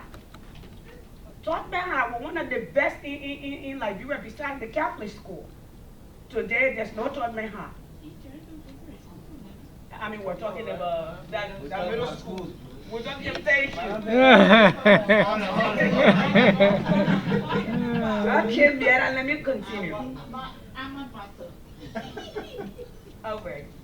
So moving forward, we're getting these companies are coming to Liberia with no corporate responsibility to our people. People in Firestone are dying. I have a friend who is doing research on that, and the government knows of that. People are dying. Not just the fishes that Pastor Harris is talking about, but people are dying. Our people are dying. And they need to be protected. If people are coming to Liberia to do business, they need our iron ores. They need our diamonds, they need our gold, okay? We need to have certain criteria that qualifies them to come there and certain responsibility to like the Liberian people. Those things need to be added. I know it's not when you do your constitution stuff, it should fall under some of the articles there. Let our people come first. When you go to Ghana, you will have your billions of US dollars. They will tell you they don't want to go to the bank and change it and bring me a CFA, whatever they call it. See this? Let's do that. Let's start creating a mind of patriots, and that's something we don't have. And let's start punishing people for doing bad things and not rewarding them. Somebody steal here, you take them here, you put them there, and you recycle them because that your son or that your uncle or the father pledged allegiance to you before. No. That's my father's name. The law of liberty never met him there. Never brought him there. It met him there. Okay? So those things need to be modified. If Pastor Harris said, I agree. We need to put in the archive because that's discriminating against me. And I've contributed to the Liberian to the Liberian population. My family, I educate. Working really hard. I spend money to Liberia. I'm part of the economy. So those things need to be reviewed. The third thing on there is the turn of the president and the senator or the representatives. Fourth, those who represent our various counties, we should have the right, our people should have the right to vote for them so they be accountable to our people, not to the president. Because they get there and they don't speak for our people. They speak before they have to build their big houses, they have to have their 5 girlfriends. I'm sorry, not to deviate, okay? That's why they pledge their loyalty to whoever is in leadership. Well, let's have the right, because you're serving, if I hire you to work to do a job for me, and knowing that you will, if you can't perform, I have the right to fire you. And then if we educate our children or even our people, let's our people at large. When your mind is dressed, your eyes are open. When y'all get with some of your, there's a book in the country that is teach all the ESL, all the people who come from third world country. They call it the pearl. When you are educated, it does not matter in the classroom or even in your culture. Your eyes are open, your ears are open, your hearts are open the way you make decisions. So until we have at least 85% of our population educated, some of these things, we should look at it. Education should be #1 in the Liberian, to the Liberian government. Let's revisit that. Our children, I think the generation before mine were most educated than the one with me and after me. I have sisters who have come from Liberia out of high school. They're struggling to make it in school or even get back. They passed the national exam, they graduated. I don't know what happened. So those things need to be addressed. Another thing is decentralization. We need to start bringing everything to the capital. I remember my grandfather told me the government used to leave their seat in Monrovia to go all over the county to collect slaves and bring them in Liberia or get their taxes and deliver it to Monrovia. We need whatever we do in our country. For instance, for Nima County, we have the mines. But you can't even travel to where the mine is. The roads are very bad. a portion of the money getting out of there or the resources should stay within our county, to develop the county. Those things need to be seriously considered. Thirdly, our government, we need to develop and have our own building. Majority of the buildings that are seated by the government are either leased by the Lebanese people or the old people before, because we have to pay them back. We just paid about $1.1 million to have an office for the Chinese people in our own country. How long the Chinese people have been in Liberia? Why can't we build our own building? Some of the buildings that Joe put up, they're still there. And some of them, if they don't bring it down, it will be there for generations and generations to come, 100 years. Why can't, there's a huge office complex right there in Single, that defense building. Why can't we fix it? You have pipeline, it's empty, it's open. Why can't we purchase those land from the people and develop it and have the government and decentralize, especially in Monrovia? When you get downtown Monrovia, education building, there's nowhere else to go. So, but all in all, there are a lot of us here. Just please look at those things and take them seriously, so at least our people can gain some kind of independence. Thank you. Thank you.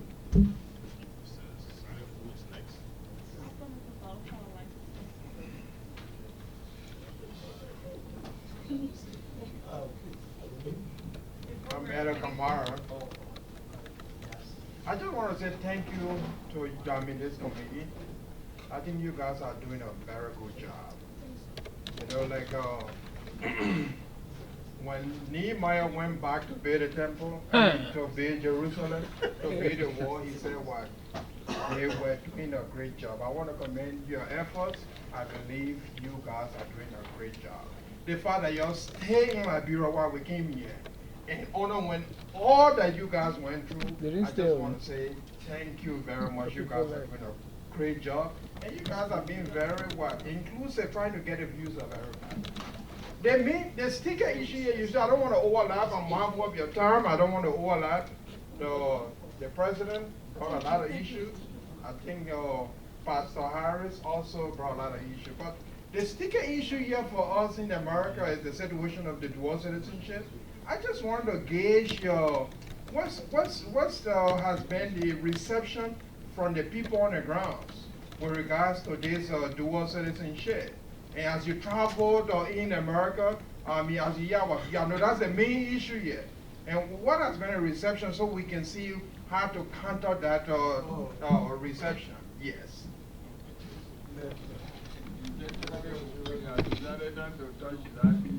No, it's better for us to know what is happening on the ground. So you guys just okay. Yeah, I mean, that is a sticker issue here amongst Liberians.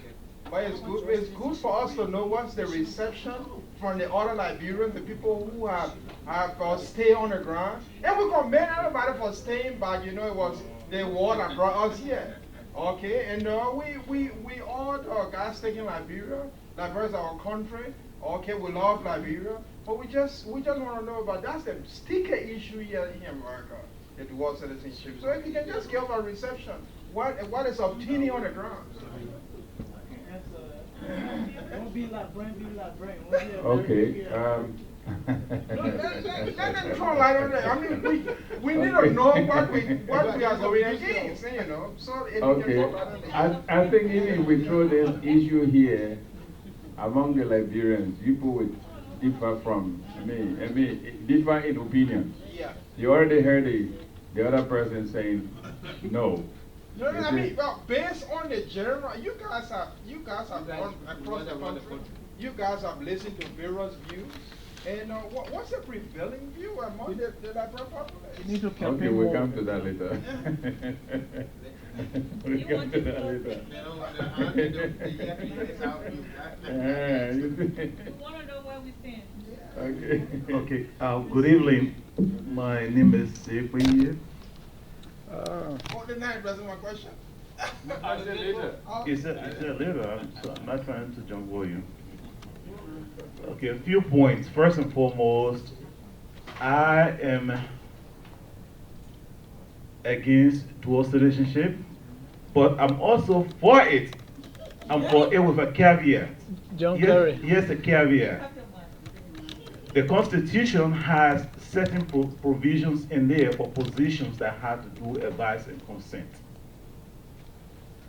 My suggestion on the dual citizenship is, if Liberia is going to allow it, all of those positions, anybody with a dual citizenship cannot be appointed to those positions. Every ministerial position, assistant ministers, directors, cannot go to a dual citizen. You have to go to a natural citizen. A dual citizen, in my view, is someone who lost their Liberian citizenship, and if they are reacquiring it, they are now naturalized citizens. There's nothing such as dual citizen in the Liberian Constitution. That's the reason why I say there's a caveat. That's not true. The other thing is that It's not true. I'll show you. I'm making a proposal. Liberia is too small to elect superintendents. The economics that go with it, the structure that goes with it is a problem. So my proposal is that, first and foremost, that Liberia, if we change the constitution, right now it says Liberia is a unitary state. You cannot have a unitary state and say you want to decentralize. That's impossible. Because the unitary system by itself proposes that the president do a lot of things. So therefore, we have to change that to a more of a federal system. And if we do go with the federal system, I would propose that we have at least 3 regions in Liberia and have the head of those regions elected. Out of the counties, maybe up to maybe 2 or 5 counties, or maybe less. I say 3 to 5 counties can be in a region. And no region can be put together based on, it could be tribal makeup, or it could be similarity in culture, whatever is going to be the common paradigm in there that can be used to do so. The reason I'm saying that is that we are in the state of Georgia. Georgia has 159 counties. And the reason they have the 159 counties is because the framework in their wisdom thought that there would never be any other transportation other than a horse carriage, or for somebody to travel by foot. So they said that every county seat has to be a day's work from within the community. So it's based on that they define all of the counties. But later on, when Georgia realized that it was not really working, they decided to do what is called regional development centers. The whole state was divided into 11 regions. The metro Atlanta that you are in today, which has about 13 counties, all of those 13 counties form one region, which is called the Atlanta region. So Liberia should look towards doing similar thing. But the problem, as other speakers have already said, is not because we don't have the law on the books, it's the implementation. So if it's the implementation and now you add in 2 or 3 additional layers, the first layer you have, you cannot implement on it. Now you're then moving on to the county level, then to the city level, there's going to be more problems. And you are not going to be able to stop corruption at that level, I can guarantee you. Even in the great United States where we have all of these systems, even in Gwinnett County that we are in today, you have county commissioners are in jail. Some are about to go to jail because of the same corruption. Influence peddling. So Liberia is going to be no different from that also. So those are 2 of my recommendations. I have more, but I will take my time and put everything together. And then since you folks say you have the website, you please provide us the information and we can put all of this information, compile it together, and then submit it.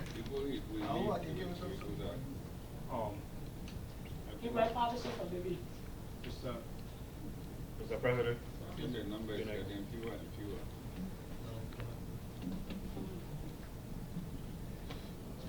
Thank you so much, Mr. Facilitator, and to the panel, especially the guests, and to my uncle Jasper Ndarboloe. the comment I made with respect to soil earlier and age generally had nothing to do with excluding people. The intent of that comment had to do with Vision 2030. I saw it here. I hosted Vision 2030 here. I even sent representatives to Liberia, okay, in Banga, the former education chief. I sent him there. We had no call. I experienced that as well. I hosted that as well. Wisdom we should always cherish and embrace. But there's a reason why there is a cutoff point to employment and retirement and so forth. Creative genius at some point naturally, guess you can only reach a plateau at some point, and you point exactly. It's not so much about excluding a population. What I would hope to see in the Liberia that when Madame was running for the 2 terms she ran, that I supported wholeheartedly with UP and became full-fledged official in what I hope to see then, and I still hope to see now, is where we have the likes of yourself and those people who have served in her, and those with esteemed characters who have served in esteemed positions, and know that we look up to you, be in an advisory role, because there has to be a continuity of this process. That's my point. That's the point I'm trying to. It's not. I don't begrudge your effort at all. I applaud it, and I will never minimize it in any form, none whatsoever. But I've served this community enough now and seen officials come from government and being part of the Unity Party structure itself, so much so now to have advanced these ideas to Wani Sherman and other people in the party, ruling people, the Madam herself. Look, we have to get some Liberians to be in a advisory role. These people have played, they've served the country well in many instances. In some instances, these people have colorful characters. We can't keep recycling the same stuff. If we are to forge ahead, it has to be, why can I get Reverend Ndarboloe to advise me such that I take on leadership role on this kind of committee? It's not because I don't want him a part of it, but it's because this stuff, as much as we need to be included, we cannot be disillusioned to assume that I will soon be 40. I'm assuming you're more than 40. So the difference here in terms of just natural expectancy of life, this has more to weigh on me than it will be on somebody older than me. That's the point, that's the corridor I was coming from. It's not to exclude people. It's to look at this stuff from a more practical way, because it has to be that way. My daughter, just natural expectancy of life, if it has to do with this constitution and she gets to an age where she has to do this, I mean, can understand what this stuff is, this stuff, the burden on her with constitution is much more heavier, because at some point I'll be executed. But she will have to deal with the repercussions of what I'll be putting in place. So I want her to include me, but from an advisory standpoint, that's where your wisdom comes in. And I talked to Dr. Dunn about the same stuff. Dr. Dunn has been an esteemed professor. He's a renowned Liberian scholar for years. We can't take that from him. He has contributed immensely to Liberia. We can't take it from him. But at some point, this man is not so much into the ownership role of this stuff anymore so than Leo is. That's the point I was trying to come from. And lastly, when dealing with the issue of Sawyer, because I used that as an example, I used Dr. Sawyer as an example, still to cement the point I'm trying to make again. Should be in jail.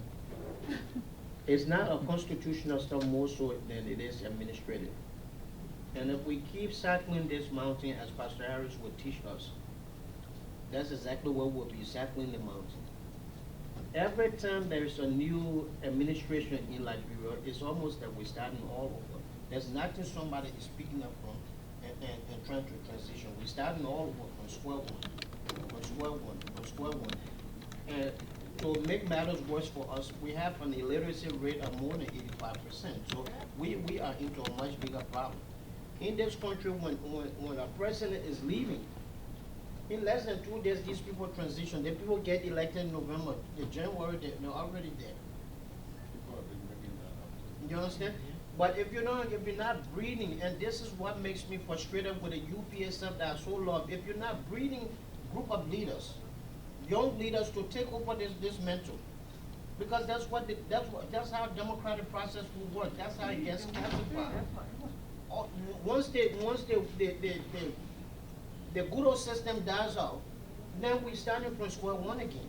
Yeah. It is against that backdrop I use that phraseology, not in any form to infringe on anything that you guys are doing. You are doing exactly what you signed up to do on a very, very, very tedious conditions. I've heard one too many times about it, so I do not begrudging in any form. I don't want you to get that taken away from you. But after having served Dr. Don here when they came here and went to Liberia, the Vision 2030 stuff, we talk about poverty reduction and all of this stuff, it became a platitude.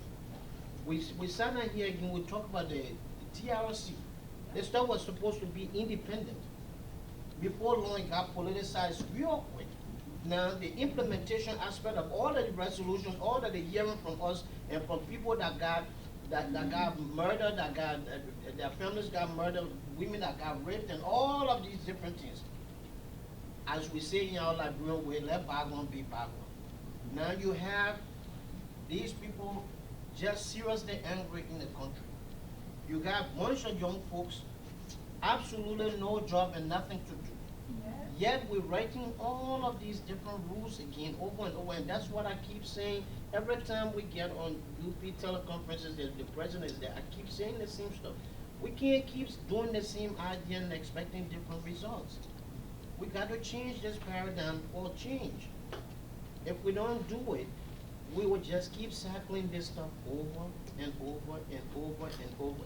Every single minister that we've advanced hasn't been advanced based on qualification, so much so that it is based on being beholden to somebody. And if you get to a point where people stop, like Pastor Harris is saying, people look at their salary to be streamlined.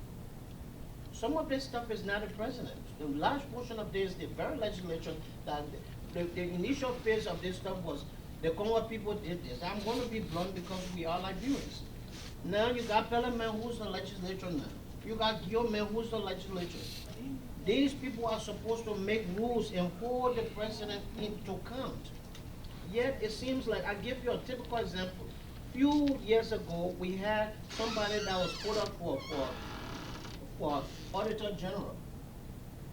The Senate, in its prudence, through the instrumentality of Bonkan, the senior senator, Joel Howard Taylor, said this person was not qualified because they didn't meet the basic criteria that GSA brought, which was to have at least bachelor's degree in accounting. Once we got through 2011 election, the very next week, this person and the entire Senate said no, no, no, and no to. The very next week, this person was confirmed. You can, in a sense, you blame the president because she nominated, but in a greater sense, these people are lawmakers. They are the ones that just said no. That's the point I'm trying to make when we come to this constitution. These rules are here. These are rules that are already here. If you talk about dual citizenship, it's foreign to us because we went through war. And there was a massive exodus. But most of these other rules, they are in the books. They are right there. A good chunk of these rules are there. Until we can find a way to really get the implementation. Corruption not only from the president, corruption from the police person, the water board, this corruption is a mindset. And that culture, until we can I think the best proposal I've heard so far came from Pastor Harris. We have to spend a massive amount of time on education, because when people are educated, their minds are emancipated to the point where you can't use them. But until we start, because if somebody was educated, you won't give them back arrest, free ministry elections, and then they vote for you. And that was where I was coming from, Rep. It was not in the point to be negative, okay? Okay, after Ms. Boema speaks, Mr. Ebenezer Poe will speak. Then we would have heard from everyone who raised hand in the room at least one time. It's now 8 o'clock.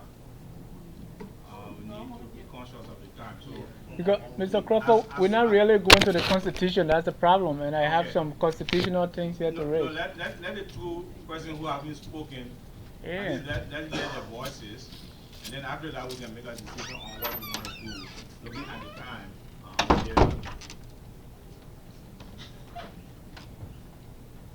Okay, I just want to say thank you to all of you for your efforts, for even this whole process. I think this is a very good idea, and I really applaud you guys for coming. This is your delighted program planning chair. Still delighted, right? I'm really honored to have you guys. But Yara Boyman.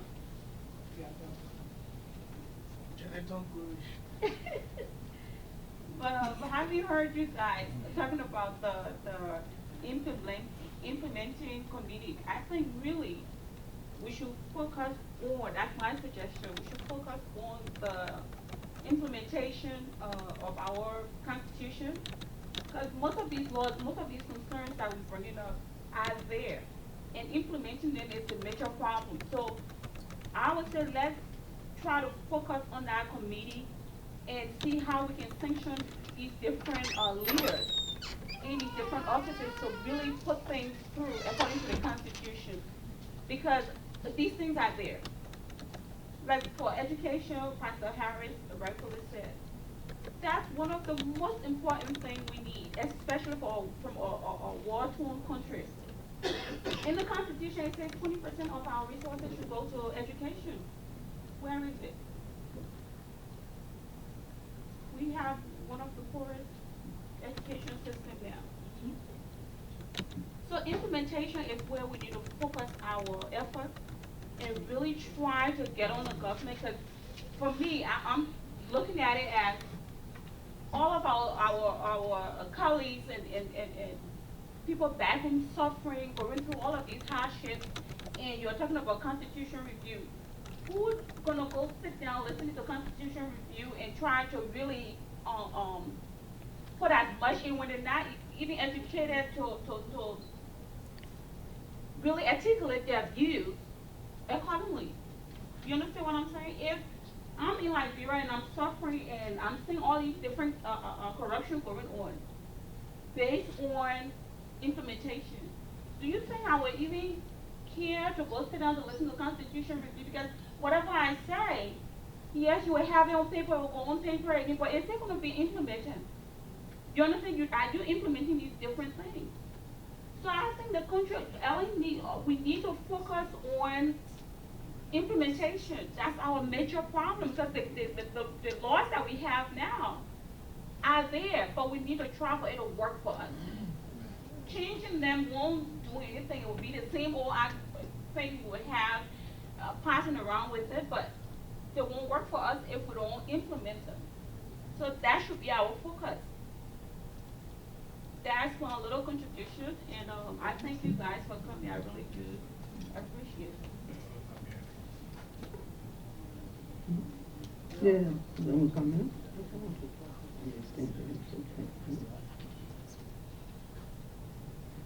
Good evening all. I'm Ebenezer Bowe, and I have a few observations that I would like to make. One is that I'm not in support of dual citizenship. I believe that once you decide who they want to be, you gotta be here or there. You want to be a Liberian, be a Liberian. You want to be American, be an American. Second is that on the issue of land ownership. I believe that foreigners, especially whites, should not own land in Liberia. Land should be owned by Liberians. Third, I believe that we should have decentralization of government. Most importantly, the superintendents should be elected in the various counties, along with the commissioners. For various districts or townships, they should be elected. Also, the tenure of the presidency. I believe that president should serve 4 years instead of 6 years. Senior senators. I believe that the senior senator should serve 6 years instead of 9 years. Junior senators, 4 years instead of 6 years. Representatives should be 4 years instead of 6 years. And most importantly, I believe that education should be prioritized in our country. It's very important that our people know how to read and write. The educated man is a better man. It's my personal view and my observation. I rest that far. No,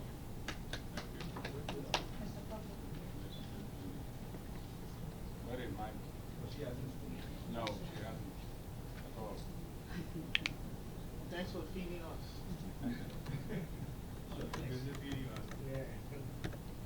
I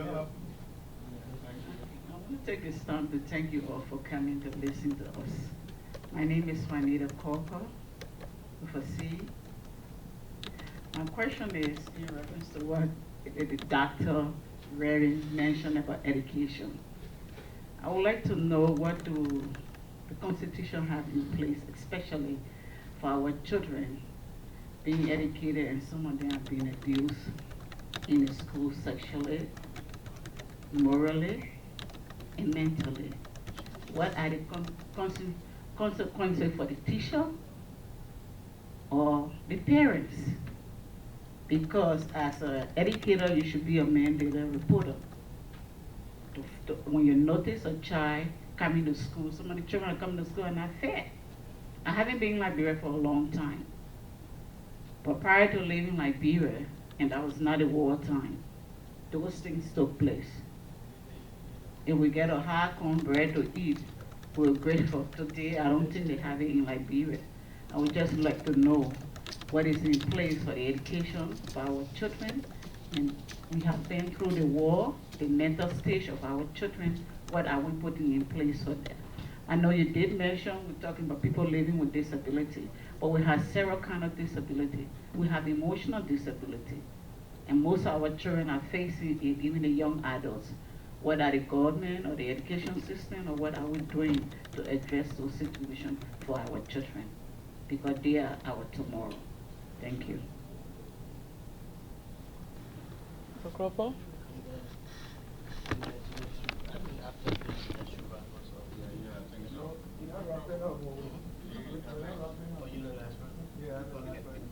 All right. So I'm after you now we can wrap it. Yeah, we can wrap. it. Okay, I'm Dennis Jar, and I want to. And by the way, I'm the all-powerful secretary to this. Yeah, so you should be mindful that I'm going to the Constitution. All right. I have few observations in the Constitution. First, when you talk about citizenship, the Constitution clearly says that once you are Liberian, you are Liberian. So the issue of dual citizenship does not exist. If we were Liberians before in Liberia, whether we naturalize anywhere, we are still Liberians. Correct? Yeah. That's what so, it says here. so that's it. That you know, the issue of dual citizenship does not exist. Only us in the diaspora try to make it an issue. But as far as the Constitution goes, and it says once you were Liberian before 1986, you are still a Liberian. It says all persons who, on the coming into force of this Constitution, were lawful citizens shall continue to be Liberian citizens. Period. Let me ask you this. Once you let pledge allegiance somewhere else, then are you still inferring that you're Liberian still? Yes, the Constitution did not stop you from being Liberian. That's not true. No, the Constitution. I'm not saying any other law. I'm saying the Constitution. Anything else is somewhere else, but the Constitution, that it doesn't say that. Number 2, the Constitution also talks about Negro descent. I think we should change that. If whether you are non-Negro descent, you want to be citizen of Liberia, you should be. I disagree. Okay, yeah, you can disagree. It also says any person, at least one of whose parent was citizen of Liberia at the time of the person's birth, shall be a citizen of Liberia. So at the time I had my children here, I was citizen. I have children. My children are citizen. Anybody want to disprove that? It's not in the Constitution. What Constitution are you reading? 1986. 1986. Okay, is it on the website? Yeah. Yeah, it's on the website. Okay. And another provision, according to Article 52, it says the president and the vice president shall not come from the same county. I want you to define for me what does that mean to come from the same county. Does it mean if you are Pele, you come from Bond County, or you are born in Bond County, or does it mean your parents are from Bond County? I did not see anywhere in the Constitution where the Constitution defines who comes from a county. I think we should state it clearly, either through birth or the residency clause, that this person comes from Bond County or comes from this county. Number, Article 56 talk about the president appointing people based on his or her will and pleasure. I think the idea of will and pleasure should be scrapped out of the Constitution. There should be no single individual who should appoint anybody based on their will and pleasure. It should be based on the will and pleasure of the people or the Constitution. That thing that we borrow in from American Constitution about will and pleasure, it shouldn't work in Liberia. And let me make my point. Attempting to overthrow the government is a crime. And right. No, but we see people who overthrew or conspire to overthrow that have not been punished. That's true. Okay? And so if we breach the Constitution by not punishing these people, what should be done to us? So we should make it clear, if these things are not followed up with, what do we do? So we should prescribe punishment to, like for instance, the Constitution should be taught in all Liberian classrooms. Since 1986, when the Constitution came into force, that did not happen. What do we do to the Minister of Education? Jail terms, maybe, or do something. I think, Dennis, if just to on that end, Madam answered that they got a memorandum of understanding with the department. Yeah, but we still gotta punish them for not doing it for all that time. So you go retro this time when you try to Number 3, the Election Commission. The Constitution establishes the Election Commission, but I did not see who should appoint those commissioners or whether they should be elected. I did not see that in the Constitution. If there's a way we can spell that out as to the configuration of the Election Commission Committee, that should be done. Because for now, it says these are all. You want diet or you want that? No diet. You want diet? No, it's good. Will and pleasure. That's diet. Will and pleasure, that's the one I want to change in the first place. You bring it back, will and pleasure.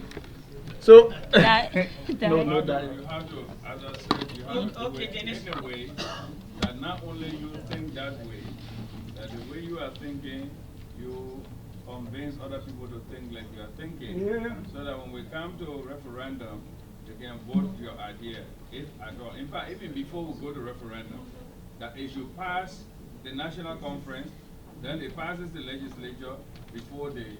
That is scary part that you just said. No. That's the Constitution. It's not The legislature, all you got to do is give them this process, right? This process is not outside this one. It's not outside the Constitution. That's why we are trying that. We are not reviewing, we are reviewing the Constitution for Hold amendment. on, It's not revised. folks, we're almost out of here. We had to give almost that clear. 5 hours. We've been doing very good and respecting each other. Let me give some clarification on. 1 second, yeah, you can call for text on the facilitating here because so we get out of here. Okay, Reverend Ndarboloe, you wanted to make a clarification. clarification. Like he was saying, there's a point I of. think there's a similar ambiguous situation here with regards to the dual citizenship, because I think he just said that, it's not reflected in the Constitution. No. What Leo sent to us, and I was just showing the Pastor Harris, and it's under chapter 4, citizenship. It reads here, citizenship may be lost in 2 cases. Firstly, by a Liberian citizen who changes citizenship or who does not renounce citizenship yet. So it's addressed here based on what you said. So I just wanted, it's similar ambiguous. It's not reflected in the Constitution. So it's actually reflected in the Constitution. It's clear. Yes. So, I'm still waiting to get the reception, No, I'm okay. Yeah. Okay, thank you very much. I think we want to make this very clear. Our mandate is limited to reviewing and recommending for amendments. We are not revising the Constitution. We should be clear with that. And therefore, for amendment, we go by the procedure that is set in the Constitution.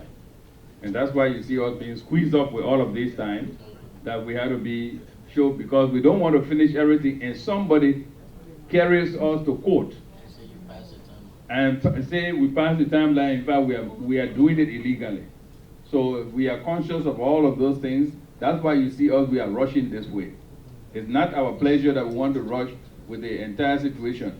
But if we delay and somebody tomorrow comes and say, look, I have a problem with this, and takes us to Supreme Court, and the Supreme Court goes and constitutionally render decision against us, then the whole process that we have now would be for nothing. So that's the reason we have that. It's just the process that the check and balance is where I'm still lost, and I don't need to be. Okay, I think at this point maybe we need to refer to the Constitution itself, so we don't have too much argument. Article chapter 4. Articles 27 and 28 are the relevant sections on citizenship. A says all persons who on the coming into force of this Constitution were lawfully citizens of Liberia shall continue to be Liberian citizens. B, in order to preserve, foster, and maintain the positive Liberian culture, values, and character, only persons who are Negroes or of Negro descent shall qualify by birth or by naturalization to be citizens of Liberia. C, the legislature shall, adhering to the above standard, prescribe such other qualification criteria for the procedures by which naturalization may be obtained. Article 28, any person, at least one of whose parent was a citizen of Liberia at the time of the person's birth, shall be a citizen of Liberia, provided that any such person shall, upon reaching maturity, renounce any other citizenship acquired by virtue of one parent being a citizen of another country. No citizen of the Republic of Liberia shall be deprived of citizenship or nationality except as provided by law, and no person shall be denied the right to change citizenship or nationality. That is the complete. Yeah, so tell me about dual citizenship. In the Liberian Constitution, there's nothing there that talks about, as far as I know. Leo, where you got your Constitution from? There's nothing there that talks about dual citizenship. There's nothing there that talks about laws of citizenship. 86 is what I said. 86 is what we. When you're out there, you can tell you read. It's the one that determines your citizenship. But that have been silenced a long time ago. No, I'm sorry. The clause that is the source of all the confusion is the 1974 Citizenship and Naturalization Law. Okay? It is not the Constitution. It was passed subsequent to the Constitution. Yeah, you know, what is obtaining right now? What is obtaining? Because you know, if you read the Constitution, it tells that every law that is a very he's on the floor. I don't think it should be left. It's good for it to be clear, not left to interpretation. You know, what is actually obtaining right now? I mean, as far as the Constitution and I mean, how do we reconcile the two situations? We have the Constitution and this naturalization law. Let me say this. Yeah. The Constitution of any republic, particularly Liberia, is the supreme law of the land. No other statute or so forth supersedes the Constitution. Statutory rules can be invalidated at some point. They meant as to Constitution is as ambiguous as it gets for a reason. With time, you can adjust it to fit time. The statutory rules are almost like policies. They can be legislative policies. Mr. President, I'm a friend of this ambiguity. You don't understand. Let me finish. Because it's subject to interpretation.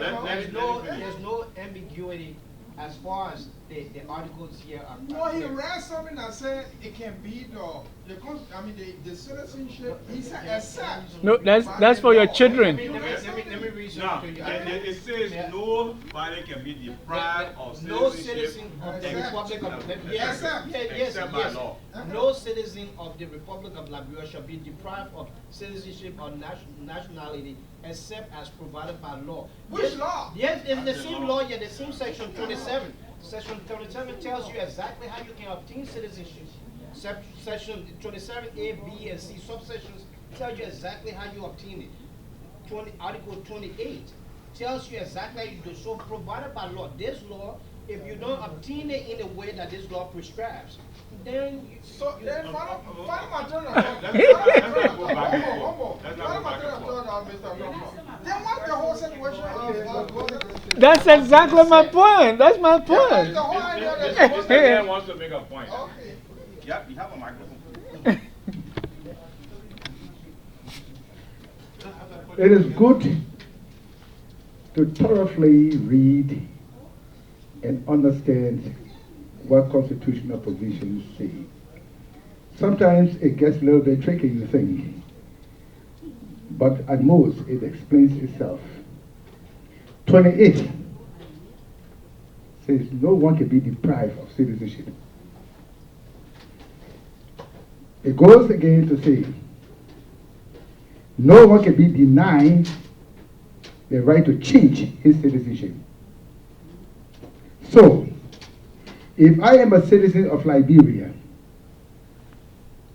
and I decide to be a citizen of the United States of America, it is my right. Under such a condition, I myself voluntarily relinquish my rights to the citizenship of Liberia. And that is the issue. No. And I don't see any ambiguity, in that. It is very clear. No, but does it say you can come back and have it? But that's why I say it says except provided by law. If you decide to rescind or relinquish your citizenship rights, no. Once you decide to pledge allegiance to another flag, another constitution, then it goes to say you will have to apply for citizenship except provided by law. No, it's not stated. They're not denying you from pledging Let me just give what happened of recent. The president nominated somebody was running to be the president nominated somebody for a ministerial position, and he faced I don't want to call him. Okay, I don't want to call him. He went to the Senate for confirmation. And the question was thrown directly to him as to what was his status with Liberia, whether he was a Liberian citizen or U.S. Citizen. He stood for long. And the person who asked him knew that he was a citizen of USA. And the man had every proof in his hand.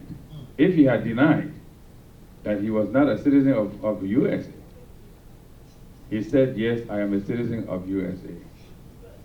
And they said, well, you know what it means. So what he did, he left from there, he had to go to court to denounce US citizenship and reclaim Liberian citizenship. That's how he was accepted. That's why they accept provided by law. Okay, No, so that was unconstitutional. No, expedite or not, that's not, the operative. we don't know who was behind it. We don't know who was behind it, okay? we speaking. Okay, so, but there are a lot of things here when it comes to this. This is why it is important for us to actually continue the dialogue. And we're not saying that this is the end. If we leave, people should continue. You see, among yourselves, you have dissenting opinions. Yeah. This one say yes, this one say no. So you have to come up with understanding. Yeah, that argument will continue. So we know that this is a very sticky issue. Right now, what we are talking about, people are naturalizing to become citizens of Liberia. Nigerians are coming in their numbers and they are naturalizing. Fulani is the same. But what happens, the immigration officers told us the other day that when the independent day of Nigeria comes, you see all those people who are naturalized as Liberians celebrating. They go and call big party. So right now they are trying to organize a law that will prohibit them. If they say they are Liberians, they should remain Liberians, or else they will maybe revoke. So these are some of the tricky issues. People are saying that if you have dual citizenship, maybe people are only limiting it to people in America. But let's say the neighboring countries. Somebody sitting down in Guinea, you say he can be a citizen of Guinea and be a citizen of Liberia. Somebody in Sierra Leone is there as a citizen and then citizen in Liberia. Ivory Coast the same. Ghana the same. Nigeria the same. Say it's going to be a chaos situation for Liberia. So this is why the people are very careful. They say, in fact, that should encourage our children to come back. Let them come back. So if you ask me, say, what the people are saying, this is the angle they are coming from. That dual citizenship is not so much, if it was maybe limited to America, because we know how much is coming from here, there with respect to family support, people were not going to have a problem. But once you open dual citizenship, Nigerians who are already naturalized citizens of Liberia will continue to maintain their citizenship in Nigeria and where their loyalty will be. You can already see the example. So a lot of issues are coming up with that dual citizenship that people are having second thought. And not even in the city. We go in the villages. In the villages, the remotest part, people gave us these reasons. They say we don't think it's necessary. No. We sit by the borders, and people every day trying to infiltrate. The people are coming in their numbers. We have plural borders that are not well protected. So they're coming in their numbers. You see Fula boy today, he doesn't even know how to speak English. Only Fula or French. You see him with motorbike. The next day you see him, they call him citizen. So all of these things are happening. Reverend? Yeah. That's why you should first be citizen. Like those that were already citizen, naturalized citizen, they can still maintain that. It's not, so it's not dual citizenship. It's the issue of not denying people who were already citizens No, it's not. It's not that. It's not. We have to wrap up. Okay. Yeah, it's not that. Wrap this up. It's not that the people are denying you. It's not the Constitution that denying you. You denying yourself. That's what people are saying. If you say you see your country, you are a citizen of Liberia, you come, you take oath to be a citizen of another country. I mean, definitely, you are saying that I finished with my country. Okay. So that's why people are arguing. Quick, let me just close this and then come to you and then we can close this thing and then we go because it's about 8:30 now. What? And we need to round up. I think we need to know what the law says, okay? And that's the way to go about it, and then we can have a conversation from there. Section 22.2 of the Citizenship and Naturalization Law of 1974 says, the laws of citizenship under Section 22.1 of this title shall result solely from the performance by a citizen of the acts or fulfillment of the conditions specified in such section, and without the institution by the government of any proceedings to nullify or cancel such citizenship. And then when you go to 22.1, it gives 5 things that can happen that you can do as a citizen, and the government can interpret that to mean that you've given up your citizenship.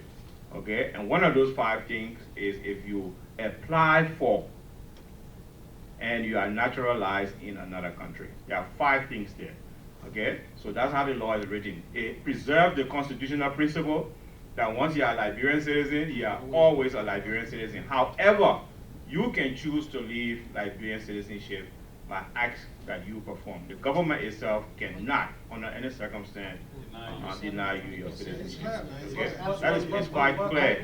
And if you need to read that, it's right here. You have property in Liberia. Well, that is another issue. And so, you become an American citizen, you were born in Liberia, you got property there, and so what happened to your property?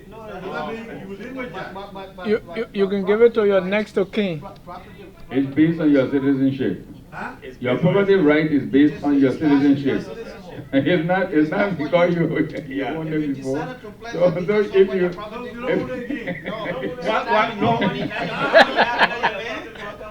No, you don't. A family member is there that wants to possess. That your you can coffee collect all and say you have no property. Right now there's a case in court. Your coffee farm is gone. There's a case in court. I'm telling you a real story. You know? Okay. Okay. Mrs. Ward will make a few remarks and then we just like to round up and thank all of you on this. Implementation. I think when I was speaking, I talked about the experiences we learned from Ghana and Kenya.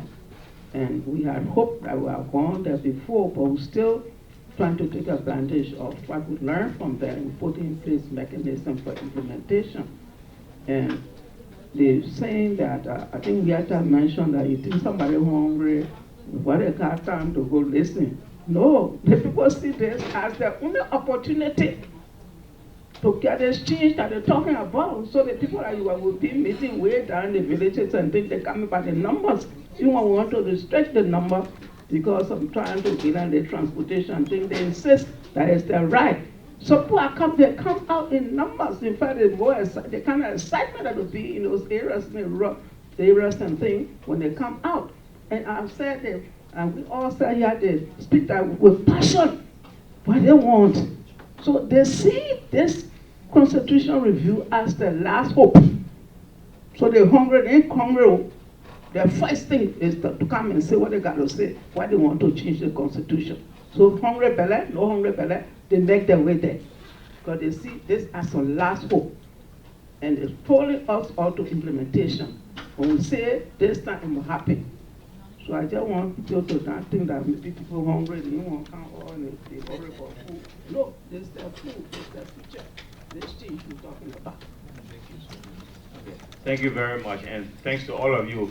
I will now ask our Vice President to give us the vote of thanks. Mrs. Gay.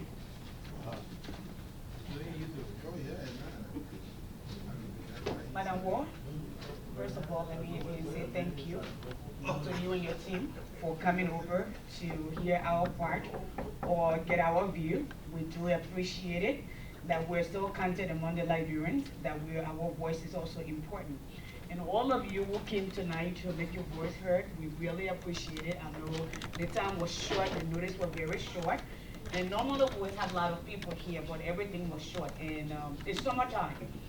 So what I want to say to you, Ms. Ward, and your team, please take us to where you guys cannot do alone, all of us. So where Jerry Williams took Ghana, we may fight now, but in the future that we can turn back and say thank you. Something is in the pipeline that we too can stand up and say, we too are Liberian and we are proud to be Liberian. Let's protect what God has given us. We can share it. We can share it, but not all. Because we don't want to give, we don't want to be like Cain or Abel. We don't want to be like Esau. We want who own the land to still have piece of it, but we do want to share. So you do something. Here are our crafts that we just made out to you guys.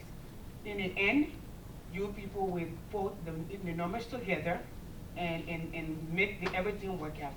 So we look forward to hearing from you. We look forward to when all of those things are looked at and the final result. I thank you so much for coming. God bless you on your way. I pray that God grant you traveling mercy when you go and work even more harder than you did before. Thank you.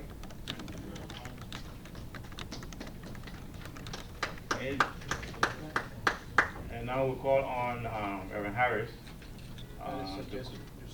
to close us. Yeah, we have the suggestion forms. Yeah. Well, the suggestion forms, everybody here has a copy.